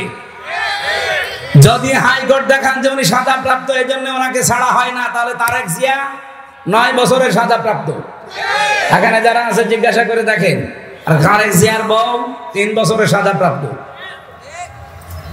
তারা যদি সাজাপ্রাপ্ত হওয়ার পরে আগস্টের 5 তারিখে তাদের মামলা ঢিসমিস হয়ে যায়, তারা যদি খালাস পায়, উনিও খালাস পাবে না? মানে লুৎফুজ্জামান বাবর আর উনি এক মামলা, একই ফাঁসির আসামি, একই জায়গায় থাকতো। বলেন তারে 17 বছর পরে যদি এ সরকার আসার পরে ছেড়ে দেয়, তারেক জিয়ার বন্ধু গিয়াসউদ্দিন মামুনকে 17 বছর পরে যদি ছেড়ে দেওয়া যায়, একটা মজলুম মানুষ, মুরব্বী মানুষ, নিজের কাজ এখন নিজে করতে পারে না, টুইলি টুইলি বেড়ায়, আর এই মানুষটাকে সারা জীবন 14টা বছর থেকে জেলে রেখে দিলেন। জালেমদের নাই মায়া দেওয়া ছিল না? আপনাদের কি হয়েছে? আশা করছি আগামীকাল যেন ব্যত্যয় না ঘটে। যদি কিছু হয় 3 কোটি মানুষকে জেলে নেওয়া লাগবে আমির জামাতের সাথে। হ্যাঁ, কথা বলেন না কেন? এটা রেকর্ড হচ্ছে এবং ছড়াচ্ছে, সবার মাধ্যমে জানাতে চাচ্ছি। এটা আমার একার কথা না, সারা বাংলাদেশের সবার মনের কথা এটা। হ্যাঁ, আপনার শত্রুতা থাকতে পারে, কিন্তু মন আপনারও কাঁদে। কথা বলেন না কেন? আমরা চাই আগামীতে আমাদেরকে আর হাইকোর্ট দেখাবেন না। বহু হাইকোর্ট আমরা দেখেছি। কি আমরা চাই আগামীকাল ওনাকে মুক্ত বাতাসে বের করে দিয়ে শেষ বয়সটা অন্তত তার পরিবারের কাছে থাকার ব্যবস্থা করে দেন। লোকটার যে মানবতার দরদ, ইসলামের প্রতি তার যে দরদ, আল্লাহর প্রতি তার যে তাওয়াক্কুল, আমি 3টা বছর দেখেছি। আল্লাহ রাব্বুল আলামিন তার গোলামের জীবনের ভালো কাজগুলো যেন মঞ্জুর করে। অন্যায় যদি মানুষ হিসাবে কিছু করে থাকে, আল্লাহ যেন মাফ করে দেন। শরণজিৎ বাবু কি বলেছিল? শয়তান যদি কাউকে ধরে ছেড়ে দেয়, বাঘে ধরলে ছাড়ে, হাসিনা ধরলে। এখানে উনি হাসিনার শিকার। এই দেশের আলেমরা হাসিনার শিকার ছিল। যারা তার পা ছাড়তে পারতো না, তারা ছিল ওনার চোখের শোল। তাদেরকে জীবনটা নষ্ট করে দিয়েছে এমন এমন মামলা দিয়ে। মাওলানা মামুনুল হকের নামে ধর্ষণ মামলা দিয়েছে, নাউজুবিল্লাহ। আল্লামা সাঈদীর শেষ মামলা ছিল ধর্ষণ মামলা। চিন্তা করতে পারেন, আমার মতো একটু ভাঙ্গা ছেড়া হুজুর এই যে আগস্টের 5 তারিখের পরে কত মানুষকে তো পিটিয়ে অনেকে মেরে ফেলেছি। ঝিনাইদহে একজনকে মেরে টাঙিয়ে রেখেছিল। এমনকি বাংলাদেশের বিভিন্ন জায়গায় বাড়ি ঘর ভাঙা হয়েছে। কি কথা বলেন না কেন? আপনার কি মনে হয় এখন যদি কেউ আপনাকে বলে যে আমির হামজা এই আগস্টের 5 তারিখে এই 10 জন মেয়েকে ধর্ষণ করেছি, আপনি বিশ্বাস করবেন? বলেন বলেন। যে অমুকের বাড়িতেও আগুন লাগিয়েছে, বিশ্বাস করবেন? আমার মতো একটা ভাঙ্গা ছেড়া আমারে আপনি বিশ্বাস করেন না। আল্লামা সাঈদীর বিরুদ্ধে উনি মানুষের বাড়িতে আগুন দিয়েছে, ও ধর্ষণ করেছে, আপনি এটা বিশ্বাস করেন কি করে? যে মহিলাকে সাজিয়ে নিয়ে এসেছিল, ওই মহিলার অ্যাডভোকেট তাজুল ইসলাম জিজ্ঞাসা করছে, আল্লামা সাঈদী ধর্ষণ করেছে তোমাকে? বলছে জি হ্যাঁ। তোমার জন্ম তারিখ কত? 1975। ধর্ষণ করেছে কত সালে? 1971। অ্যাডভোকেট তাজুল ইসলাম ওই দিনই বলেছিল, মাননীয় আদালত পয়েন্টটা একটু লিখে রাখেন, এই মহিলার জন্ম 75-এ, ধর্ষিতা হয়েছে 71-এ। ওইটা কি রুহের জগতে? ওই দিনই মামলা ঢিসমিস হয়ে যাওয়ার কথা না? কিন্তু হয়নি। ওই যে বিচারপতি কালা মানিক, যার বিসি উড়ে গেছে, ওই শয়তান বলেছিল আল্লামা সাঈদীকে আমি ফাঁসি দিতে পারলাম না, এটা আমার জীবনের বড় আফসোস। এখান থেকেই তো বোঝা যাচ্ছে এগুলো সব বানোয়াট। এদের এই ট্রাইব্যুনালও বানোয়াট, এই বিচার ব্যবস্থাও বানোয়াট, ওই জজও বানোয়াট, বিচারপতিও বানোয়াট, সাক্ষীও বানোয়াট। নাই তো 75-এ জন্ম, 71-এ ধর্ষিতা হয়, কিসের কি? আরে ভাই, অন্যটা বাদ দিলাম, আমি তো আমার নিজেরটা তো জানি। আমারে দিয়েছিল আনসারুল্লাহ বাংলা টিমের প্রধান সারা বাংলাদেশে, অথচ ছাতা যে কি আমি জানি না। তো এইরকম মিথ্যার উপরে সব চলত। আমি কি একটু বানিয়ে বললাম? বলেন বলেন। আমরা নিরপরাধ মানুষটার মুক্তি চাচ্ছি শুধুমাত্র আমাদের ঈমানের দাবিতে। বিশ্বনবী মুহাম্মদুর রাসূলুল্লাহ সাল্লাল্লাহু আলাইহি ওয়াসাল্লাম 1399 জন মানুষকে তিনি শপথ বাক্য পাঠ করিয়েছিলেন হুদায়বিয়ার ওই গাছের নিচে বসে বসে। এই ঘটনা কোনোদিন শোনেননি? কি কি শুনেছেন আপনি? 1399 জনকে বললেন আমার হাতে হাত দাও। ওরা ওসমানকে মেরে ফেলেছে, একটা নিরপরাধ মানুষ ওসমান। এই নিরপরাধ নির্দোষ মানুষকে মেরে ফেলেছে, এই হত্যার বদলা না নিয়ে আমরা কেউ যাব না। দরকার হয় 1399 জন শহীদ হয়ে যাব। বিশ্বনবী যখন হাত ফেলে দিলেন সবাই হাত দিয়েছে। আল্লাহ পাক বলেন আমার নবী তখন নিজের বাম হাতটা উপরে তুলে দিলেন, ডাক দিয়ে বললেন সাহাবীরা, সূরা ফাতহার 18 নম্বর আয়াত এই মাত্র নাযিল হয়েছে, লাকাদ রাদিয়াল্লাহু আনিল মুমিনিন। আল্লাহ পাক বলেন অবশ্যই আমি আল্লাহ রাজি হয়ে গেছি, না রাজি হব, গেছি। রাদিয়া এটা মাঝি পাস্ট অতীতের শব্দ। এর আগে আবার লাকাদ আছে। আল্লাহ গ্যারান্টি দিয়ে বলছেন আমি কিন্তু রাজি হয়ে গেছি।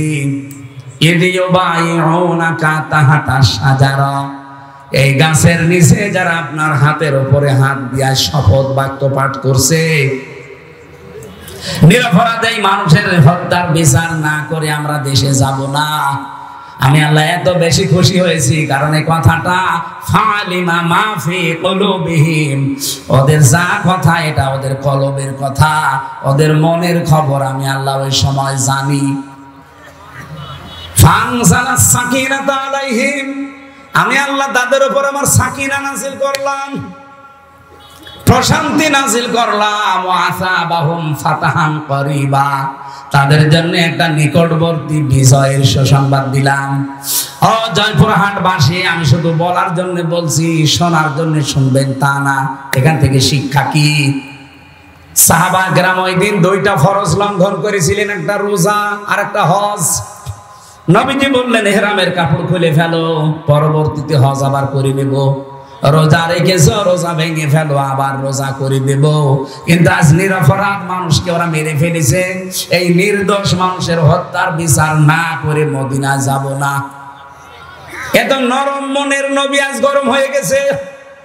ডাক্তার শফিকুর রহমানের মতো মানুষও নরম মানুষ, হঠাৎ গরম হয়ে গেছে। এই কথা বলেন না কেন? আলটিমেটাম কালকে শেষ, কালকে শেষ। কালকে যদি সত্যিই নিরপরাধ মানুষটাকে আপনি মুক্তি না দেন, 3 কোটি মানুষকে বাংলাদেশে জেলে দেওয়া লাগবে। প্রস্তুতি নেন। কোথায় পাবেন জেলখানা? বাংলাদেশে যতগুলো জেল আছে সবচাইতে বেশি যদি মানুষ আটকিয়ে রাখেন 1,10,000 মানুষ আটবে, এরপর আটবে না। আপনি 3 কোটি মানুষ রাখবেন কোথায়? সুতরাং দেশটা যেন অশান্ত না হয়ে যায়, এই ছোট্ট বিষয়টাকে বড় করে না দেখে তাড়াতাড়ি কালকে ওনারে মুক্ত বাতাসে ফিরিয়ে দেন। হ্যাঁ, কথা বলেন না কেন? নবীজি যখন বাম হাত দিলেন, সাহাবী জিজ্ঞাসা করলেন, হে নবী বাম হাতটা কিসের? আল্লাহর নবী বললেন, আজকের এই শপথ অনুষ্ঠানে আমার আল্লাহ রাজি হয়ে গেছে এই 1399 জন সবার উপরে। আমার ওসমান এখানে নেই, ওসমানের উপরও আল্লাহ তো রাজি হওয়া লাগবে, এই জন্য বাম হাতটা তুলে দিলাম, এটা আমার ওসমানের হাত। বাংলাদেশে 18 কোটি মানুষ কিন্তু রাস্তায় অলরেডি নেমে পড়েছিল এই বিক্ষোভ মিছিলে। আপনি দল মত ওখানে পাননি। আমি তো কুষ্টিয়ায় দেখলাম লক্ষ লক্ষ মানুষ রাস্তায়, এখানে দল মত নেই। সবাই আল্লাহর কোরআনের আয়াত বিশ্বাস করে এই নিরপরাধ মানুষটার মুক্তির জন্য রাস্তায় নেমেছিল। 1500 বছর আগে হুদায়বিয়াতে আল্লাহ যদি নিরপরাধ মানুষের পক্ষ অবলম্বন করার কারণে ওদের উপরে রাজি হয়ে কোরআনের আয়াত নাযিল করে, এটি মাজহারুল ইসলামের জন্য এই নিরপরাধ নির্দোষ এই মানুষটার মুক্তির জন্য ওই দিন যারা রাস্তায় নেমেছে, আল্লাহর কসম আল্লাহ তাদের উপরেও রাজি হয়ে গেছে। কথা বোঝাতে পেরেছি? সত্যি কথা বলছি আমি, কিন্তু দলীয় মনোভাব নিয়ে না, আমি কোরআনের আয়াতের সাথে মিলিয়ে বললাম। ওনারা একটা নিরপরাধ মানুষের পক্ষে থাকার কারণে যদি আল্লাহ রাজি হয়ে যায়, আমরাও তো এই নিরপরাধ মানুষটার পক্ষে আছি। আপনি নিজেই বুঝতে পারছেন সে হাসিনার জিঘাংসার শিকার। খালেদা জিয়া বারবার কিন্তু বলেছে জামাত ইসলামের যাদেরকে ধরে ফাঁসি দেওয়া হয়েছে সবগুলো মানুষ নির্দোষ, এখনো ভিডিও আছে। আর আপনি হঠাৎ করে আগস্টের 5 তারিখের পর থেকে কিছু কিছু মানুষ দেখলি ফিরে যাচ্ছে, নাম দিচ্ছে গালি জামাত ইসলামকে। আরে ভাই, জামাতকে তো আপনি গালি দেন না, আপনি তো গালি দেন আল্লাহকে, রসুলকে আর ইসলামকে। বলে ইসলাম নিয়ে নাকি আমরা ধর্ম ব্যবসা করে খাই। আরে শয়তান, সারা জীবনে আমাদের এই পোশাক আশাক চরিত্র একই আছে। ধর্মের নামে যদি ব্যবসায় দেশে কেউ করে খেতে চায়, যারা শুধু ভোট আসলে টুপি মাথায় দেয় তারা। আজকে লুৎফুজ্জামান বাবরের বক্তব্য শুনেছেন, একটা জনসভা হচ্ছিল। উনি বলছে আমি জেলখানায় 17 বছরে যাবার পর আমার সাথেও ছিল লোকটা 2 মাস। আমি যে ঈমান এনেছি, আমার মতো ঈমান আমার মনে হয় দেশের সবাইকে জেলে দেওয়া দরকার, তাহলে আমার মতো এরকম শক্ত ঈমানদার হবে। আসলেও তাই। যারা ফটর ফটর করছে, এই যে চাঁপাইনবাবগঞ্জের হারুন আর ওর বউ, এই 2 জনকে জেলে দেওয়া দরকার ছিল, কারণ এই 15.5 বছরে একদিনের জন্য হাসিনার রসালোতে না পড়েনি। বিনা ভোটের এমপি তারা হয়েছিল। 2 বার জেলে গেছে হারুন, একবার রিলিফের টিম আত্মসাৎ করার কারণে, আর একবার শুল্ক মুক্ত গাড়ি যেটা সরকার দেয় ওটা বিক্রি করে দেওয়ার কারণে। দলীয় কারণে, ইসলামের কারণে, দেশের কারণে একবারও তারা জেলে যায়নি। জেলে গেছে নিজেদের অপরাধের কারণে। আর তারা যদি এখন এই নিরপরাধ মানুষদের বিপক্ষে কথা বলে, এটা মেনে নেওয়া যায় বলেন? কিছু কিছু মানুষের কথাবার্তা এমন এমন শুনতে পাচ্ছি। এখানে যারা দায়িত্বে আছেন বড় বড়, আপনারা মাজলুম মানুষ। আমরা আশা করব আপনারা এমন কথা বলবেন না যে আপনার কারণে, আপনার কথার কারণে এদেশের হাজারো হাজারো হাজারো মানুষের অন্তরে আঘাত লাগে। কি আমি নাম নিতে পারলাম নয় মানুষগুলো, আশা করছি আপনারা পরিবর্তন হবে। এই জন্য দিন থেকে ফিরে গেলে আল্লাহর কোন লস আছে, কোন ক্ষতি আছে? একটা নাজিল হয়েছিল হযরতে রাসূলুল্লাহর জীবনের ওই সময়ে, যখন কিছু মানুষ দিন থেকে ফিরে চলে যাচ্ছিল, যে রাসূলুল্লাহকে বিপদে ফেলে দেবে, যে আমরা তোমার পেছনে নেই, তোমার এই দিন কি করে চলে আমরা দেখব। আল্লাহ তখন এটা নাজিল করলেন। হযরতে আবু বকর সিদ্দিক রাদিয়াল্লাহু তাআলা আনহু, তিনি ক্ষমতা নেওয়ার পর, তিনি খলিফা হওয়ার পর চারিদিকে আল্লাহর দিন থেকে বেরিয়ে যাওয়ার হিড়িক তৈরি হয়েছিল। বিশেষ করে কিছু ধর্মত্যাগী, এদিকে তাকান, কিছু ধর্মত্যাগী দ্বারা আল্লাহর দিনের গুরুত্বপূর্ণ বিধান যাকাত, এইটা পর্যন্ত দিতে অস্বীকার করেছিল। এটা ইতিহাসে শোনেননি? আবু বকরের সময় এসে তারা আল্লাহর বিধান যাকাত, ওরা বলছে আমরা দেব না। হযরতে আবু বকর ঘোষণা দিয়ে দিলেন, রাসূলুল্লাহর জামানায় যারা যাকাত দিতেন, আমার এই সময় এসে যদি যাকাতের একটা ছাগলের দড়িও দিতে কেউ অস্বীকার করেন, আমি আল্লাহর নবীর সাহাবী আবু বকর একা হলেও তার বিরুদ্ধে যুদ্ধ করব। আজ বাংলাদেশের দিকে আমি মিলালাম এই আয়াতটা। কত মানুষ তো ফিরে চলে যাচ্ছে, রাজনৈতিক ভাবে, দলীয় ভাবে, ধর্মীয় ভাবে। যদিও রাজশাহী, খুলনা এই 2টা বিভাগ এখনো পর্যন্ত এ প্রভাব পড়েনি, অন্যান্য বিভাগে অনেক বেশি পড়ে গেছে ধর্মীয় কায়দায়। হাজারো মানুষকে আমরা দেখছি দিন থেকে তারা ফিরে চলে যাচ্ছে, আর তারা মনে করছে আমরা দিনই মানছি, অথচ ওটা দিন না।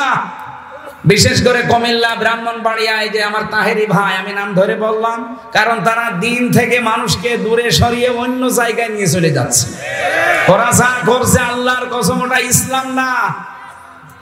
দয়াল বাবা, কেবলা বাবা, ফতে বাবা, শালি বাবা, কেল্লা বাবা, এ কোনো ইসলাম? বলেন কোন ইসলাম? এরা মানুষকে এভাবে দূরে সরিয়ে নিয়ে চলে যাচ্ছে। বাংলাদেশের সঙ্গে ওনারা না, বহু মানুষ এই 15.5 বছরে বেশি করেছে এগুলো, এখনো ওরা থেমে নেই।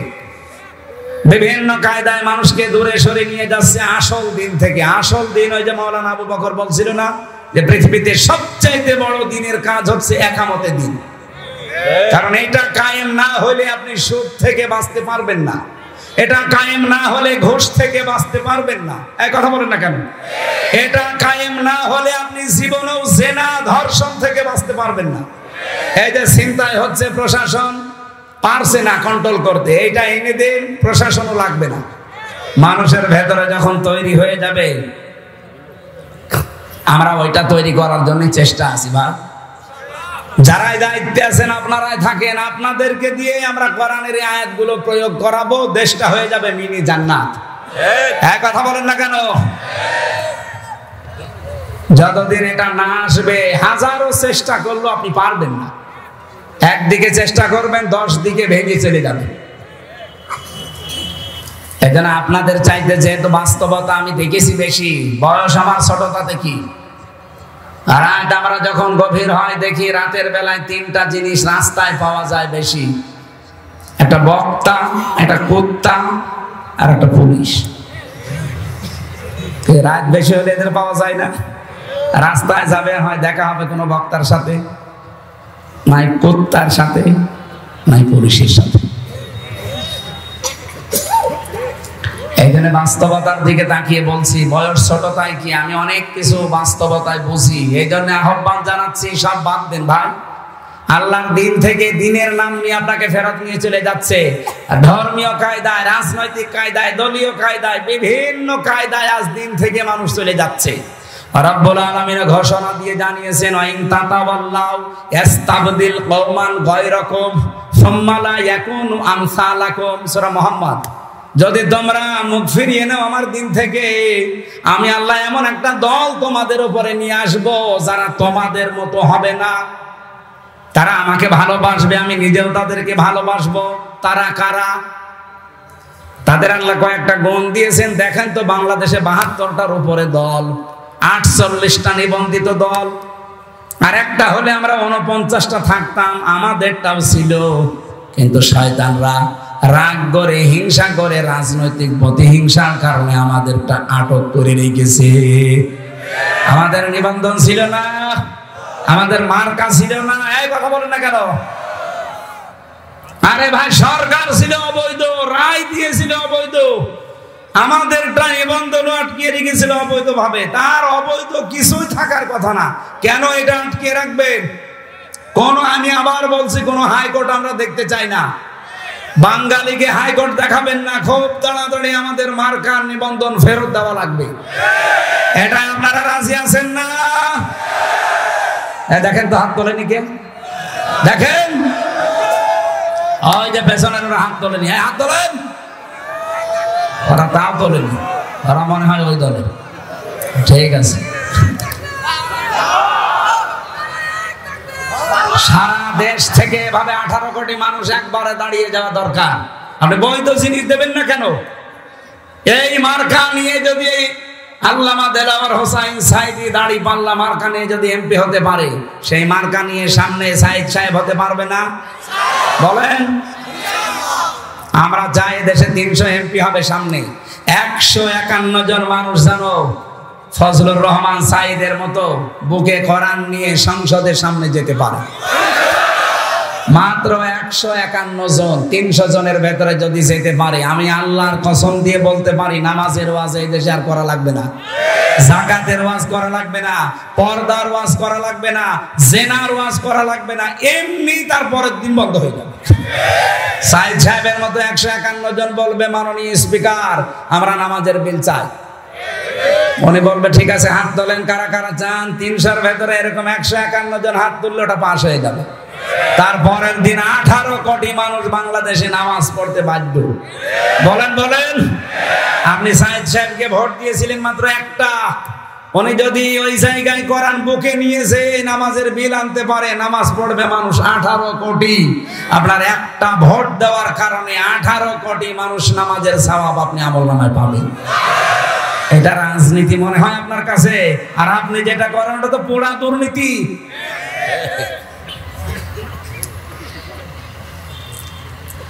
হ্যাঁ, ক্ষমতার জন্য কেউ যদি লালায়িত থাকে তাকে ভোট দেওয়া যাবে না, কিন্তু এমন এমন জায়গা আছে যেখানে ক্ষমতা চেয়ে নেওয়া জায়েজ আছে। হযরত ইউসুফ ক্বালা জাআলনি আলা খাযাইনিল আরদি ইন্নী হাফিজুন আলীম।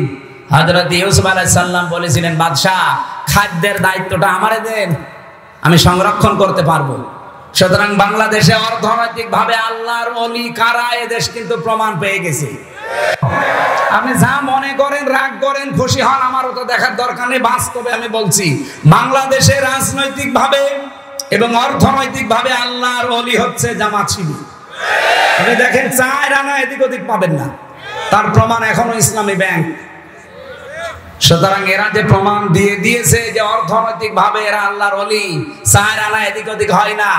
এদের 2 জন মন্ত্রী ছিল, এখনো পর্যন্ত তাদের মাটির বাড়ি উপরে টিন। মন্ত্রী মাটির বাড়ি উপরে টিন, 26টা টাকা বেঁচেছিল, ওটা আবার ফেরত দিয়েছে। আর আপনি মন্ত্রী, 620টা বাড়ি আপনার। এই জন্য অর্থনৈতিক ভাবে যে কারা আল্লাহর ওলি, এটা কি আর প্রমাণ দেওয়া লাগবে? এইরকম মানুষ যদি দায়িত্ব চেয়েও নেয় তাও দেওয়া জায়েজ আছে, কারণ তারা সংরক্ষণ করতে পারবে। কথা বলেন না কেন? আর আমরা চাই এই দেশটা যেন এইভাবে সংরক্ষিত হয়। কেন নামাজের ওয়াজ করা লাগবে দেশে? কেন যাকাতের ওয়াজ করা লাগবে? ও মা বোনেরা পর্দায় থাকো কেন বলা লাগবে? খালি এরকম মানুষগুলো 151 জন একটু পাঠিয়ে দেন, ওয়াজও করা লাগবে না, এমনি মানুষ মেনে নেবে। আইন আমরা তৈরি করতে পারছি না, কারণ এরকম মানুষ আমরা নেই।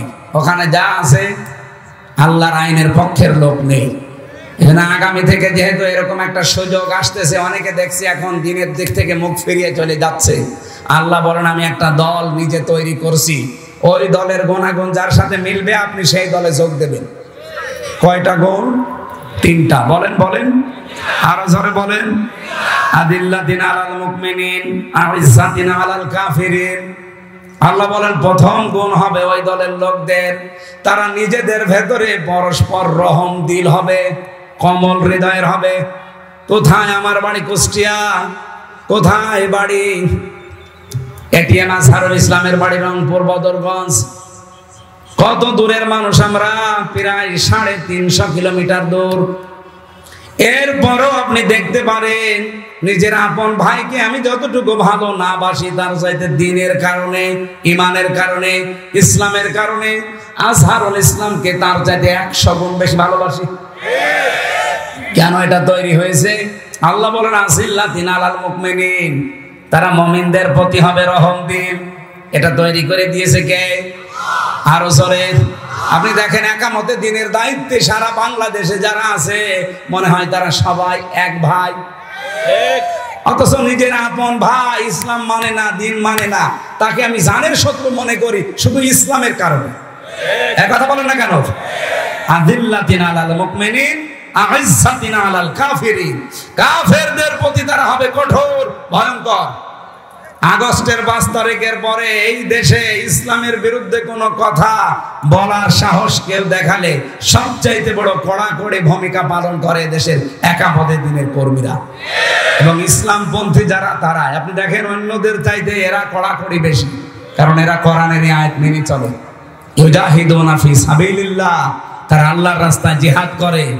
লা ইয়াখাফুনা লাউমাতা লাইম, কোন তিরস্কারকারীর তিরস্কারকে তারা পাত্তা দেয় না। এই জন্য আমির জামাতের ঘোষণা 2 দিন আগে শোনেননি, আপনারা আমাদেরকে চোখ রাঙাবেন না। সমালোচনা করেন, ওয়েলকাম জানাবো, কিন্তু কারো চোখ রাঙানি খাওয়ার জন্য আমরা বড় হইনি। আমরা দিনের কাজ করছি আল্লাহর দিকে তাকিয়ে, কারো তিরস্কারের ভয় আমরা পাই না। কে আমাকে ভালো বলবে, কে আমাকে যুদ্ধ অপরাধী বলবে, দেশ বিরোধী, ওটা আমার দেখার দরকার নেই। আমি কাজ করছি কার জন্যে? বলেন বলেন। এই যে 3টা গুণ বললাম, বলেন 73টা দল এখন বাংলাদেশে, 72টা। কোন দলের ভেতরে 3টা গুণ বেশি পাওয়া যায় আপনি বলেন? আল্লাহ বলেন, এই মানুষগুলোকে আমি ভালোবাসি, তারাও আমাকে ভালোবাসে। যালিকা ফাদলুল্লাহ, এটা আল্লাহর অনুগ্রহ। ইউতিহি মাইয়াশা, যাকে তাকে আল্লাহ দেয় না, যাকে পছন্দ করে তাকে দেয়। আল্লাহু ওয়াসিউন আলিম, এবং আমি আল্লাহ প্রশস্ত প্রাচুর্যময়। এই আয়াতের পরের আয়াতে আল্লাহ 3টা গুণ দিয়েছেন। এদিকে তাকান, আপনাকে আমি কোরআন দিয়ে শোনাচ্ছি, আমার বাবার কথা না। আল্লাহ পাক যেই দলকে নিজে নিয়ে আনবেন বলছেন, ফাসাউফা ইয়াতিল্লাহ বিকওমিন, আল্লাহ বলেন এমন একটা দলকে আমি নিয়ে আনবো, এই দলকে আমি অনুমাক্কিনা লাহুম ফিল আরদ, জমিনের শাসন ক্ষমতা দেব। কেন দেব জানো?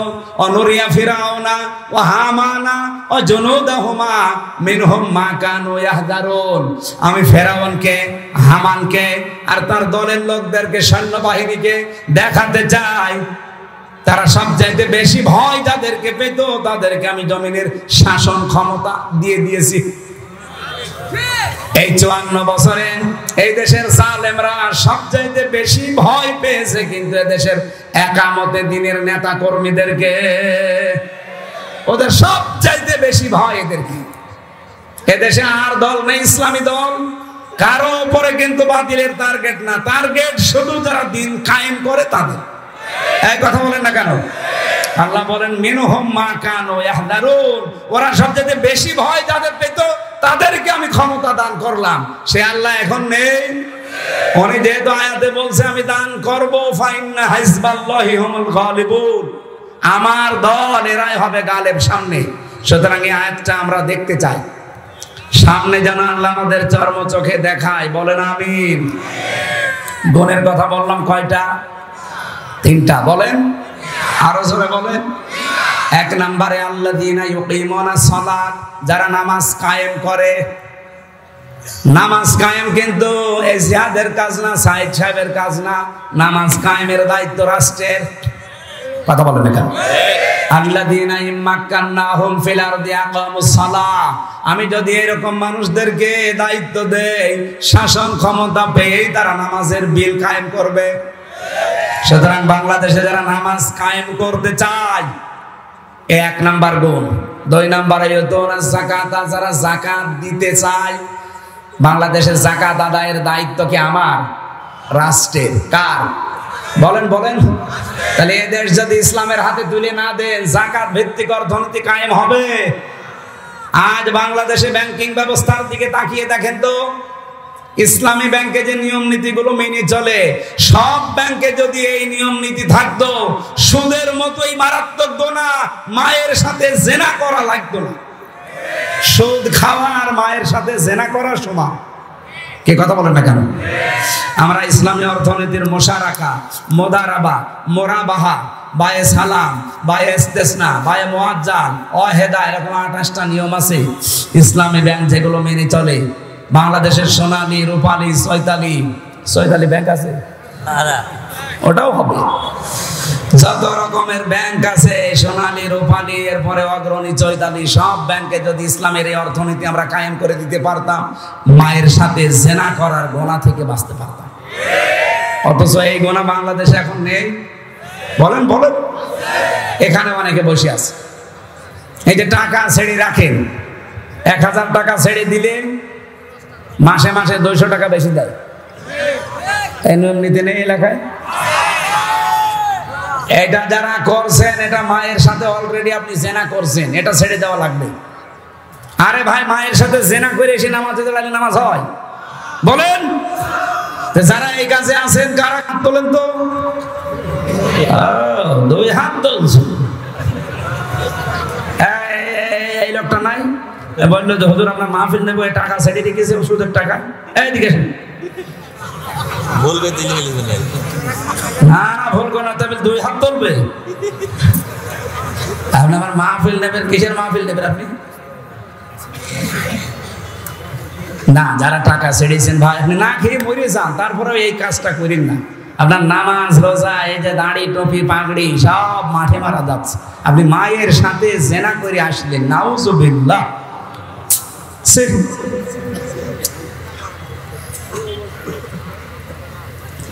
3 নম্বরে অহুম রাকিউন, যারা রুকুকারীদের সাথে রুকু করে।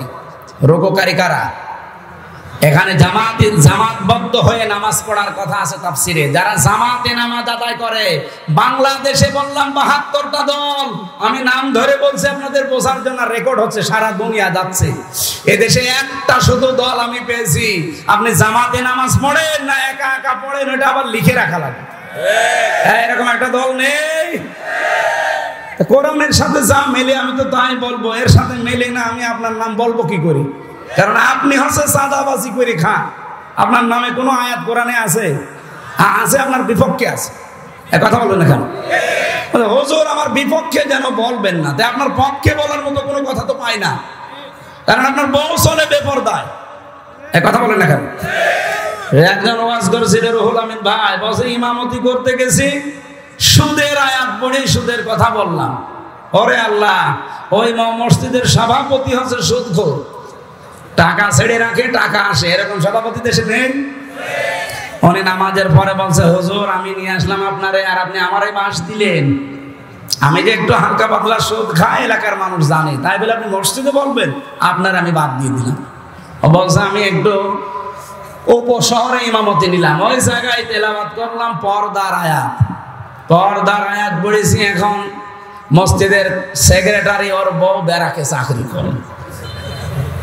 উনি নামাজের পরে বলছে, হুজুর আমারে বাঁশ দিলেন, আমার বউ চাকরি করে, এলাকার মানুষ জানে, তাই বলে আপনি এখন মসজিদে বলবেন? ইমাম সাহেবকে সেক্রেটারির কথা বলেছিল, আপনারা আমি রাখবো না, যান। ওখান থেকে চলে গেলাম গ্রাম অঞ্চলে ইমামতি করতে। ইমামতি করতে গিয়ে দাঁড়িয়েছি, মনে করলাম আজকে আর বাংলায় কিছু বলবোই না, শুধু আরবিতে বলবো যেন না বুঝি। আরবিতে যে খুতবা আছে, খুতবা দিয়ে নামাজে দাঁড়ালাম। মনে করলাম এমন সূরা তেলাওয়াত করবো যেন সবাই মনে করে যে না, এই ইমাম সাহেব ঠিক আছে। কানে হাত দিয়ে যেহেতু তেলাওয়াত আরম্ভ করেছি নামাজে, সূরা ফাতিহা শেষ, তেলাওয়াত করলাম সূরা ইয়াসিন। ইয়াসিন আল কোরআনিল হাকিম।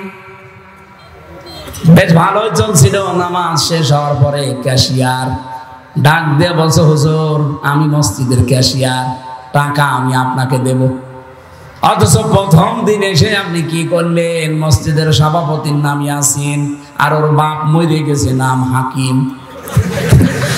আপনি প্রথম দিনই বাপ বেটার নামে সূরা পড়ে দিলেন। আমি যে ক্যাশিয়ার, আমার নামে কোনো সূরা নেই। আগামী সপ্তাহে যদি আপনি আমার নামে সূরা না পড়েন, আপনার আমি রাখবো না। চিন্তা করছে, শহরে গেল ইমামতি, উপশহরে গেল, গ্রামেও চলে যাবে, কি করি সূরা কোথায় পাই? মনে মনে একটা সূরা বানালাম। সামনের সপ্তাহে নামাজ পড়ালাম সূরা ফাতিহার পরে ওই সূরা দিয়ে। সূরা ফাতিহা শেষ, এবার তেলাওয়াত করা আরম্ভ করলাম। কারণ ওই ক্যাশিয়ারের নাম হচ্ছে বাবর। বাবর নামে কোনো সূরা আছে? টান দিলাম, ইয়া আইয়ুহাল বাবর আনতা কালবন ও আবুহু খিনজির ওয়া জাদ্দুকা হিমার ফাইন্নাহুম লাজাহিলুন। টান যখন দিয়েছে মনে করছে সূরা মনে হয় ঠিকই পড়ছে। তেলাওয়াত শেষ হয়ে গেলে নামাজের পরে বলছে, হুজুর খুব সুন্দর হয়েছে, আমার নাম কি সুন্দর করে বললেন, ইয়া আইয়ুহাল বাবর। তা আপনি এই সূরার অর্থ বলেন। ইমাম সাহেব বলছে, এর বাংলা অর্থ হচ্ছে, হে বাবর নিশ্চয় তুই কুকুর। তোর বাবা হচ্ছে শুকর, তোর দাদা গাধা, তোর 14 বংশ মূর্খ। একটা সূরা হইল। আপনাকে এত কিছু নাম ধরে বলার পরও যদি বলেন না আমার নামে কিছু পড়ে না, আমি আপনার নামে পাবো কোথায়? আপনি এমন দল করেন যে দলে নামাজ লিখে রাখা লাগাতো দূরের কথা, নামাজই পড়া লাগে না। কিন্তু আমি এমন দলের কথা বলছি যে দলে নামাজ পড়বেন একা না জামাতে, ওইটাও লেখা লাগে। আবার পরের মাসে দেখানো লাগে যে এই দেখেন আমি নামাজ জামাতে পড়েছি এই কয়েক। তো যদি সত্যি আপনার জামাতে নামাজ না থাকে, আপনাকে থেট দেওয়া হবে, আগামী মাসে সংশোধন হবে। এই কথা বলছেন না? এটা একটা বিশ্ববিদ্যালয়ের মতো। কোরআনের আয়াতের সাথে যে তিনটা, আমি তিনটাই মিলিয়ে ফেললাম। কারণ নামাজ কায়েমের আন্দোলন করে দেশে একটা মানুষ, যাকাত ভিত্তিক অর্থনীতি কায়েম করার জন্য চেষ্টা চালায় একটা দল, জামাতের সহিত নামাজ আদায় করার জন্য উদ্বুদ্ধ করে একটা দল। তা আমি আপনার নাম পাবো কোথায়? আল্লাহ পাক বলেন, এইভাবে যে মানুষগুলো তিনটা গুণ অর্জন করবে, আমি আল্লাহ তাদেরকে নিজে পছন্দ করে তোদের উপরে নিয়ে আসবো, ও তাদেরকে আমি আল্লাহ এদেশের ক্ষমতা দেব। আল্লাহ যেহেতু বলছে, এটা মিথ্যা হবার সম্ভাবনা? বলেন বলেন। এই জন্য দিন দিন ইসলামের জোয়ার কিন্তু তৈরি হয়ে গেছে অলরেডি। আমরা আগস্টের 5 তারিখের আগে দেখতাম এই দেশে মানুষ 100 জনের 15 জন বলতো আমরা ইসলাম চাই। আর এখন এই যে ফেব্রুয়ারির 18 তারিখ, আজকে তো 24 তারিখ, 18 তারিখে একটা জরিপ পেয়েছিলাম, এদেশের 100 জনের 66 জন মানুষ বলছে আমরা এদেশে ইসলাম কায়েম চাই। আপনি আর কিছুদিন চাইতে দেন, 6 মাস 10 দিন 15 দিনের ব্যবধানে যদি এই পরিবর্তন হয়ে যায়, আর 6 মাস যেতে দেন, এদেশের 100 জনের 100 জন মানুষ বলবে আমরা এদেশে ইসলাম চাই। এই জন্য অনেক মুনাফিকের মাথা খারাপ হয়ে গেছে, বলছেন না আমরা কিচ্ছু চাই না, নির্বাচন চাই। আরে ভাই, নির্বাচন তো চাবেন। 100 জনের 90 জন এখনো পর্যন্ত ওই জালেমদের দোসররা দায়িত্বে আছে। তো এগুলো পরিবর্তন করা লাগবে না? এসপি সাহেব আসতেছে। আপনাদের জেলার সর্বোচ্চ দায়িত্বশীল আমাদের অভিভাবক এই জয়পুরহাট জেলার শ্রদ্ধাভাজন এসপি স্যার জনাব আব্দুল ওয়াহাব, আল্লাহর নামে নাম, আল্লাহ রাব্বুল আলামিন তার গোলামকে সঠিকভাবে এই জেলার দায়িত্ব যেন পালন, ইবাদত হিসাবে পালন করার তৌফিক দেন। আমিন। একটা সিয়ার দিন, সুবহানাল্লাহ আলহামদুলিল্লাহ।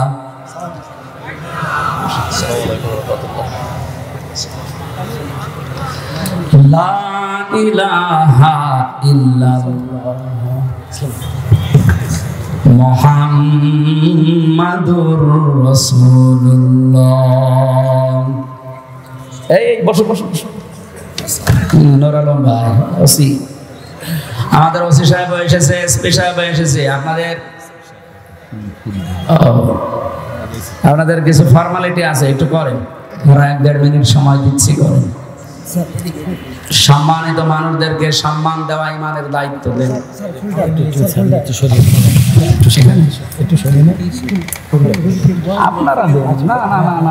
তিনি একত্র নামাজ পড়েননি, একটা রোজা রাখেননি, একটা টাকাও দান করেননি জীবনে, একটা সাদগা করেননি, কোনোদিন হজও করেননি, একদিনও পর্দায় থাকেননি। কারণ এই বিধানগুলো সব তার ইন্তেকালের পরে নাযিল হয়েছে। কথা বলতেছে? এই জন্য এগুলো তিনি পালন করতে পারেননি। অথচ আল্লাহ নিজে জান্নাতে ঘর বানিয়ে তার জন্য পাঠিয়ে দিয়েছিলেন দুনিয়ায়। সুসংবাদ জানিয়েছেন, একটা মহিলাকে আল্লাহ সালাম দিয়েছেন, তার নাম খাদিজাতুল কুবরা রাদিয়াল্লাহু তাআলা আনহা। আমি তার পুরা জীবনীতে এইটাই পেয়েছি, আল্লাহ রাব্বুল আলামিন সালাম দেওয়া, জান্নাতে ঘর তৈরি করে পাঠিয়ে দেওয়া সুসংবাদ একটা কারণে, তিনি তার স্বামীর পেছনে সব উজাড় করে দিয়েছিলেন। আজ হাজারো পরিবারে স্ত্রীর ছোট মনের কারণে অনেক সন্তান, আমরা যারা স্বামী আছি, মানসিক রোগী হয়ে যাচ্ছে। আমি নিজে স্বামী, এখানে যত স্বামী বসে আছে প্রত্যেক স্বামীর পক্ষ থেকে আমি বলতে পারি, পৃথিবীতে এমন কোন স্বামী নেই যে বিয়ের পরে আমার মা বাবা আলাদা হয়ে যাক এটা আমরা চাই। বলেন? 100টার 98টা পরিবারে আমরা বাধ্য হই। এক কথা বলেন না কেন? মা বাবাকে হয় আলাদা করে দেয়, নাই বাড়ি থেকে তাড়িয়ে দেয়, নাই বৃদ্ধাশ্রমে রেখে আসে, অথবা আর এক ভাইয়ের আন্ডারে দিয়ে দেয়। এরকম বহু মামলা ওসি সাহেবদেরকে থানাতে হ্যান্ডেলিং করা লাগছে। না, এগুলো আমাদের চরিত্র সংশোধন হওয়ার জন্য যাদের সাপোর্ট লাগবে তারা আমাদের স্ত্রী। সম্মানিত মা বোনেরা, আমি আবার বলছি, শ্বশুর শাশুড়িকে যতদিন পর্যন্ত নিজের মা বাবার মতো মনে না করবে ততদিন জীবনও স্বামীর মন পাবেন না। হ্যাঁ, উপরে উপর আপনাকে আমি ভালোবাসতে পারি, কিন্তু আমি মানসিক রোগী হয়ে যাব আপনার কারণে। এরকম সমস্যা দেশে নেই? বলেন বলেন। আপনার স্বামী যদি দিনের কাজে থাকে, মানবতার কাজে থাকে, খাদিজাতুল কুবরার মতো পেছন দরজা দিয়ে সাহায্য করবেন, যতটুকু সামর্থ্য আছে উৎসাহ দেবেন। কিয়ামতে খাদিজাতুল কুবরার সাথে আপনি জান্নাতে একই সাথে থাকতে পারবেন। আল্লাহ মেয়েদেরকে খাদিজার মতো হওয়ার তৌফিক দেন, বলেন আমিন। দ্বিতীয় নম্বরে, বোনদের, মেয়েদের, এই দুই জায়গায় মানুষ এসে একটু ঝামেলা বাঁধায়। এরা জমি জায়গা এদের দিতে চায় না। এরকম বহু মামলা ওনাদের কাছে যাচ্ছে জমি জায়গা সংক্রান্ত। বোনের জমি আর ফুফুর জমি, মেয়ের জমি দিতে চান না কোন কারণে? অন্যের জমি যদি মেরে দেন একটা গোনা হবে, আর বনের জমি, ফোফর জমি, মেয়ের জমি মেরে দিলে ডবল গুনাহ হবে। একটা আত্মীয়কে ফাঁকি দেওয়া আর একটা শরীক ফাঁকি দেওয়া, এই কথা বুঝতেছে? কারণ এই নির্দেশটা আল্লাহ নিজে দিয়েছেন, ইউসিকুমুল্লাহু ফি আওলাদিকুম লিযযাকারি মিসলু হাজ্জিল উনসায়াইন। হে পৃথিবীর মানুষেরা, আমি আল্লাহর নির্দেশ, এক মেয়ে যা পাবে, দুই মেয়ে যা পাবে, এক ছেলে তাই পাবে। এই নির্দেশ কার? তো বহু নামাজি মানুষ দেখি না এটা মানতে চান না। হজে যাওয়ার আগে পর্যন্ত আপনি চিটারি করেন, ছেলের নামে ভালো ভালো সম্পদ, দোকানদার সব দিয়ে দেন, আর হজে যাওয়ার আগে বলে, মেয়ে তোর মা তোর জন্য আমি দোয়া করে দিলাম। এটা একটা টাটকা নির্ভেজাল শয়তান। আবার হজে যাচ্ছে, তুই দোয়া তো করবি, ওরে ফাঁকি দিলি কেন? আগে ওর জমি ফেরত দে, এরপরে দোয়া কর।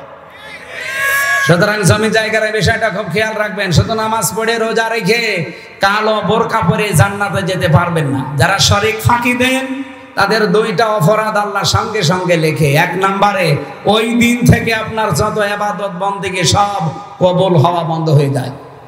দুই নম্বরে, যখন মারা যাবেন আপনি ঈমান পাবেন না, বেঈমান হয়ে মরবেন। শরীক ফাঁকি দেওয়া মানুষ বাংলাদেশে নেই? আরো জোরে বলেন। এই যে যারা ফাঁকি দিলেন, সে যে বিভিন্ন ভাবে ভোটের অধিকার যারা নষ্ট করলেন, বলেন। আমি এক ওসি সাহেবকে পেয়েছিলাম জেলখানায়। উনি আমার মাঝে মাঝে বলতো, হুজুর আমি একটা তওবা করেছিলাম, আমার এই তওবাটা কত দূর হইল আপনি দেখেন তো। আচ্ছা, কি তওবা? নির্বাচনে আমি বাইরে ছিলাম, এই যে ভোট গেল, এই ভোটে আমি বাইরে ছিলাম। আমি রাত 12টার পর থেকে আমার যা লোকজন আছে এদেরকে নিয়ে ভোট কাটা আরম্ভ করলাম, ফজর পর্যন্ত। বাক্সগুলো ফজরের আজান হয়ে গেল, সব বিভিন্ন জায়গায় পাঠিয়ে দিলাম। আমি গোসল করে আসলাম, 2 রাকাত তওবার নামাজ পড়লাম, আর বললাম আস্তাগফিরুল্লাহ। আমার এই তওবা হয়েছে, যে কোরআন শরীফ আমার সামনে। এইভাবে আমি তো ফাঁসির কন্ডেম ছেলে ছিলাম, আমার সাথে দেখা করতে যে এই কথা বলছিল, উনি এখন বের হয়েছে। আমি বলছি, না, আপনি তো আর আল্লাহর কাছে অপরাধ করেননি যে আস্তাগফিরুল্লাহ পড়ছেন, আপনি অপরাধ করেছেন হামজার কাছে। কারণ একটা এমপি বানাতে 3.5 লাখ 4 লাখ হামজা লাগে, তাদের ভোট আপনি একাই সব করে দিলেন। মাপ যদি পেতে চান, আগে যাদের অধিকার নষ্ট করলেন তাদের কাছে যে বলেন যে আমার ভুল হয়ে গেছে, এখন কি করবেন করেন। কিন্তু মারাত্মক বিষয় হচ্ছে, আপনি যতদিন জেলে আছেন, আপনার তো 8 বছর জেল, এই যতদিন জেলে আছেন, জেল থেকে বের হয়ে দেখবেন যে অনেক হামজা মরে গেছে। কি আপনি তাদের কাছে ক্ষমা চাবেন কি করে? এই জন্য কোনো জালেমের হুকুম মানতে গিয়ে, জালেমকে টিকিয়ে রাখতে গিয়ে নিজের আখেরাত যেন আমরা নষ্ট করি না ফেলি। আমি কথা কি বোঝাতে চেয়েছি? বোঝা গেছে? আগামীতেও যদি এরকম কিছু আসে, কাউকে খুশি করতে গিয়ে, শান্তি দিতে গিয়ে নিজের আখেরাত নিজে নষ্ট করেন না।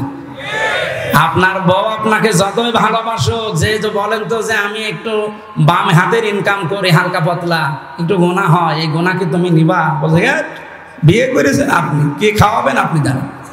সুতরাং ওর খুশির জন্য, ওর আনন্দের জন্য আপনি বাম হাতের ইনকাম করবেন কেন?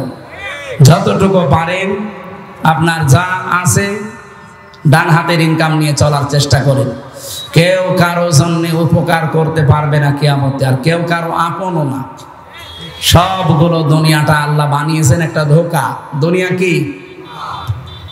আমার পূর্বপুরুষ যারা, আমি 3 পুরুষ চিনি। আমার বাবা রিয়াজউদ্দিন, তার বাবা জাহান আলী, তার বাবা নমাজ আলী, এরপরে আমি চিনি না। সত্যি কথা বলছি, আমি চিনি না, আর আমি জানিও না। এখন বলেন তো, এই যে নমাজ আলীর বাবা কে? আমি জানি না। এই মনে করেন তার নাম হযরত আলী। এখন এই লোকটা খুব বেশি হলেও 61 বছর আগে মরে গেছে। আমি হিসাব করে দেখলাম, মাত্র 61 বছর আগে। এই লোকটা যদি এখন কুষ্টিয়ায় এসে বলে যে এই 2 তলা বাড়ি আমার, আমি এই জমি জায়গায় এই ভিটা মিটা সব আমি বানিয়েছিলাম, আমি এখানে থাকতে চাই, আপনারা বলেন আমি ওরে উঠতে দেব? কিসের নমাজ আলীর বাপ আপনি? আমি তো নমাজ আলীকে চিনি না। আমি কি বেশি বললাম? এটা হবে। এই জন্য যাদের জন্য যা করছেন এগুলোই কিন্তু মারাত্মক শত্রু হয়ে দাঁড়াবে সামনে। এই জন্য কারো জন্য কিছু করতে গিয়ে আপনি অলরেডি নষ্ট করেন না। এটা পাগল ছাড়া কেউ করে না। আমি এখন মারা গেলে সত্যি কথা বলছি, বাড়ি নিয়ে যাবেন, আমার বউকে যদি বলেন হামজা মরে গেছে পাহারা দেন, ও বলবে না, জিন আসবে। পাহারা দিতে হলে 3-4 জন দেন, একসাথে দিই। সকাল হলে আমার কবরে দিয়ে দিবি। কবরে দিয়ে হয়তো 2-3 দিন খুব কান্নাকাটি করবে, এত শখের স্বামী আমার মরে গেল। হয়তো 7 দিন আরো বেশি কান্নাকাটি করবে। 4 মাস 10 দিন পরে ঠিক আমার শ্বশুর শাশুড়ি এসে ম্যাডামরে নিয়ে যাবে, বলবে চাল তোরা আরেকবার বিয়ে দেবো। কয় বছর রাখবে? বিয়ের 7 দিন পরে ওই ম্যাডাম ওর বাবার কাছে কল দিয়ে বলবে, বাবা হামজা তো আর কি ছিল, এখন যে জামা 100 বার ভালো। ওই ম্যাডামের কারণে আমি যদি বাম হাতের ইনকাম চালাই। আমি আশা করছি কি বোঝাতে চাই আপনি বুঝেছেন। সৎ থাকার চেষ্টা করেন। ইবাদত বন্দেগী কবুল হওয়ার যে ফর্মুলা, প্রথমটা হচ্ছে হালাল রুজি। ওয়াজ তো এইটাই। এটা যদি আমরা আজ মেনে চলতে পারতাম, বাংলাদেশ দুর্নীতি মুক্ত হতো। কত হাজার হাজার কোটি টাকা পাচার করলেন, কি হলো বলেন? আপনি তাদের দিকে এখন তাকিয়ে বলেন, এই যে সালমান এফ রহমান দরবেশ 36,000 কোটি টাকা। আমার মনে হয় আমি সারা জীবনে গণনা করেও শেষ করতে পারবো না। কিন্তু তার টাকায় কি এখন কোনো কাজ হলো? সে এখন আমার মতো ওই মাটির ফ্লোরে থাকে। আমি আশা করছি আল্লাহ রাব্বুল আলামিন আমাদের আখিরাতটা বিশাল আকারে যেন তৈরি করে দেয়, আমাদের যেন আফসোস না থাকে। মরণের পরে মানুষের শুধু আফসোস একটাই থাকবে, যে সময়টা হেলায় খেলায় আমরা নষ্ট করেছি। এই জন্য যতটুকু সময় বাকি আছে সামনে এমন ভাবে কাটাবো যেন আখিরাতের বিশাল ঘর প্রত্যেকের জন্য তৈরি হয়। আল্লাহ তৌফিক দিও, বলেন আমিন। সামনে কোরআনের আয়াতের সাথে যেগুলো বললাম, আল্লাহ যেন এগুলো আমাদেরকে দেখান। কারণ কোরআনের এই শব্দগুলো 100% অথেন্টিক, নাকি হালকা মিথ্যা আছে? আল্লাহ আমাদেরকে দেখিও, সে আশা ব্যক্ত করে আমরা আমাদের অভিভাবক 2 জন এখন এসেছে, ওসি সাহেব, এসপি সাহেব, ওনারা একটু সালাম দিক। আপনাদের পরিস্থিতি এখন যেহেতু সামনে খুব ঘোলাটি হচ্ছে 2-3 দিন, দিক নির্দেশনামূলক যদি কিছু বলার থাকে আপনারা 2-3 মিনিট একটু বলেন, এরপরে আমরা মোনাজাত করছি। এসপি স্যার বা ওসি স্যারের কাছে যে কোনো একজনের কাছে দেন, আপনাদের একটু দিক নির্দেশনা দিলে ওইগুলো মেনে চলবেন। কারণ দেশ চালাচ্ছে তো প্রশাসন, যেহেতু এখন খুব ঝামেলায় আছে দেশটা, 2-3 দিন হয়ে গেল একেবারে কন্ট্রোলের বাইরে চলে যাচ্ছে।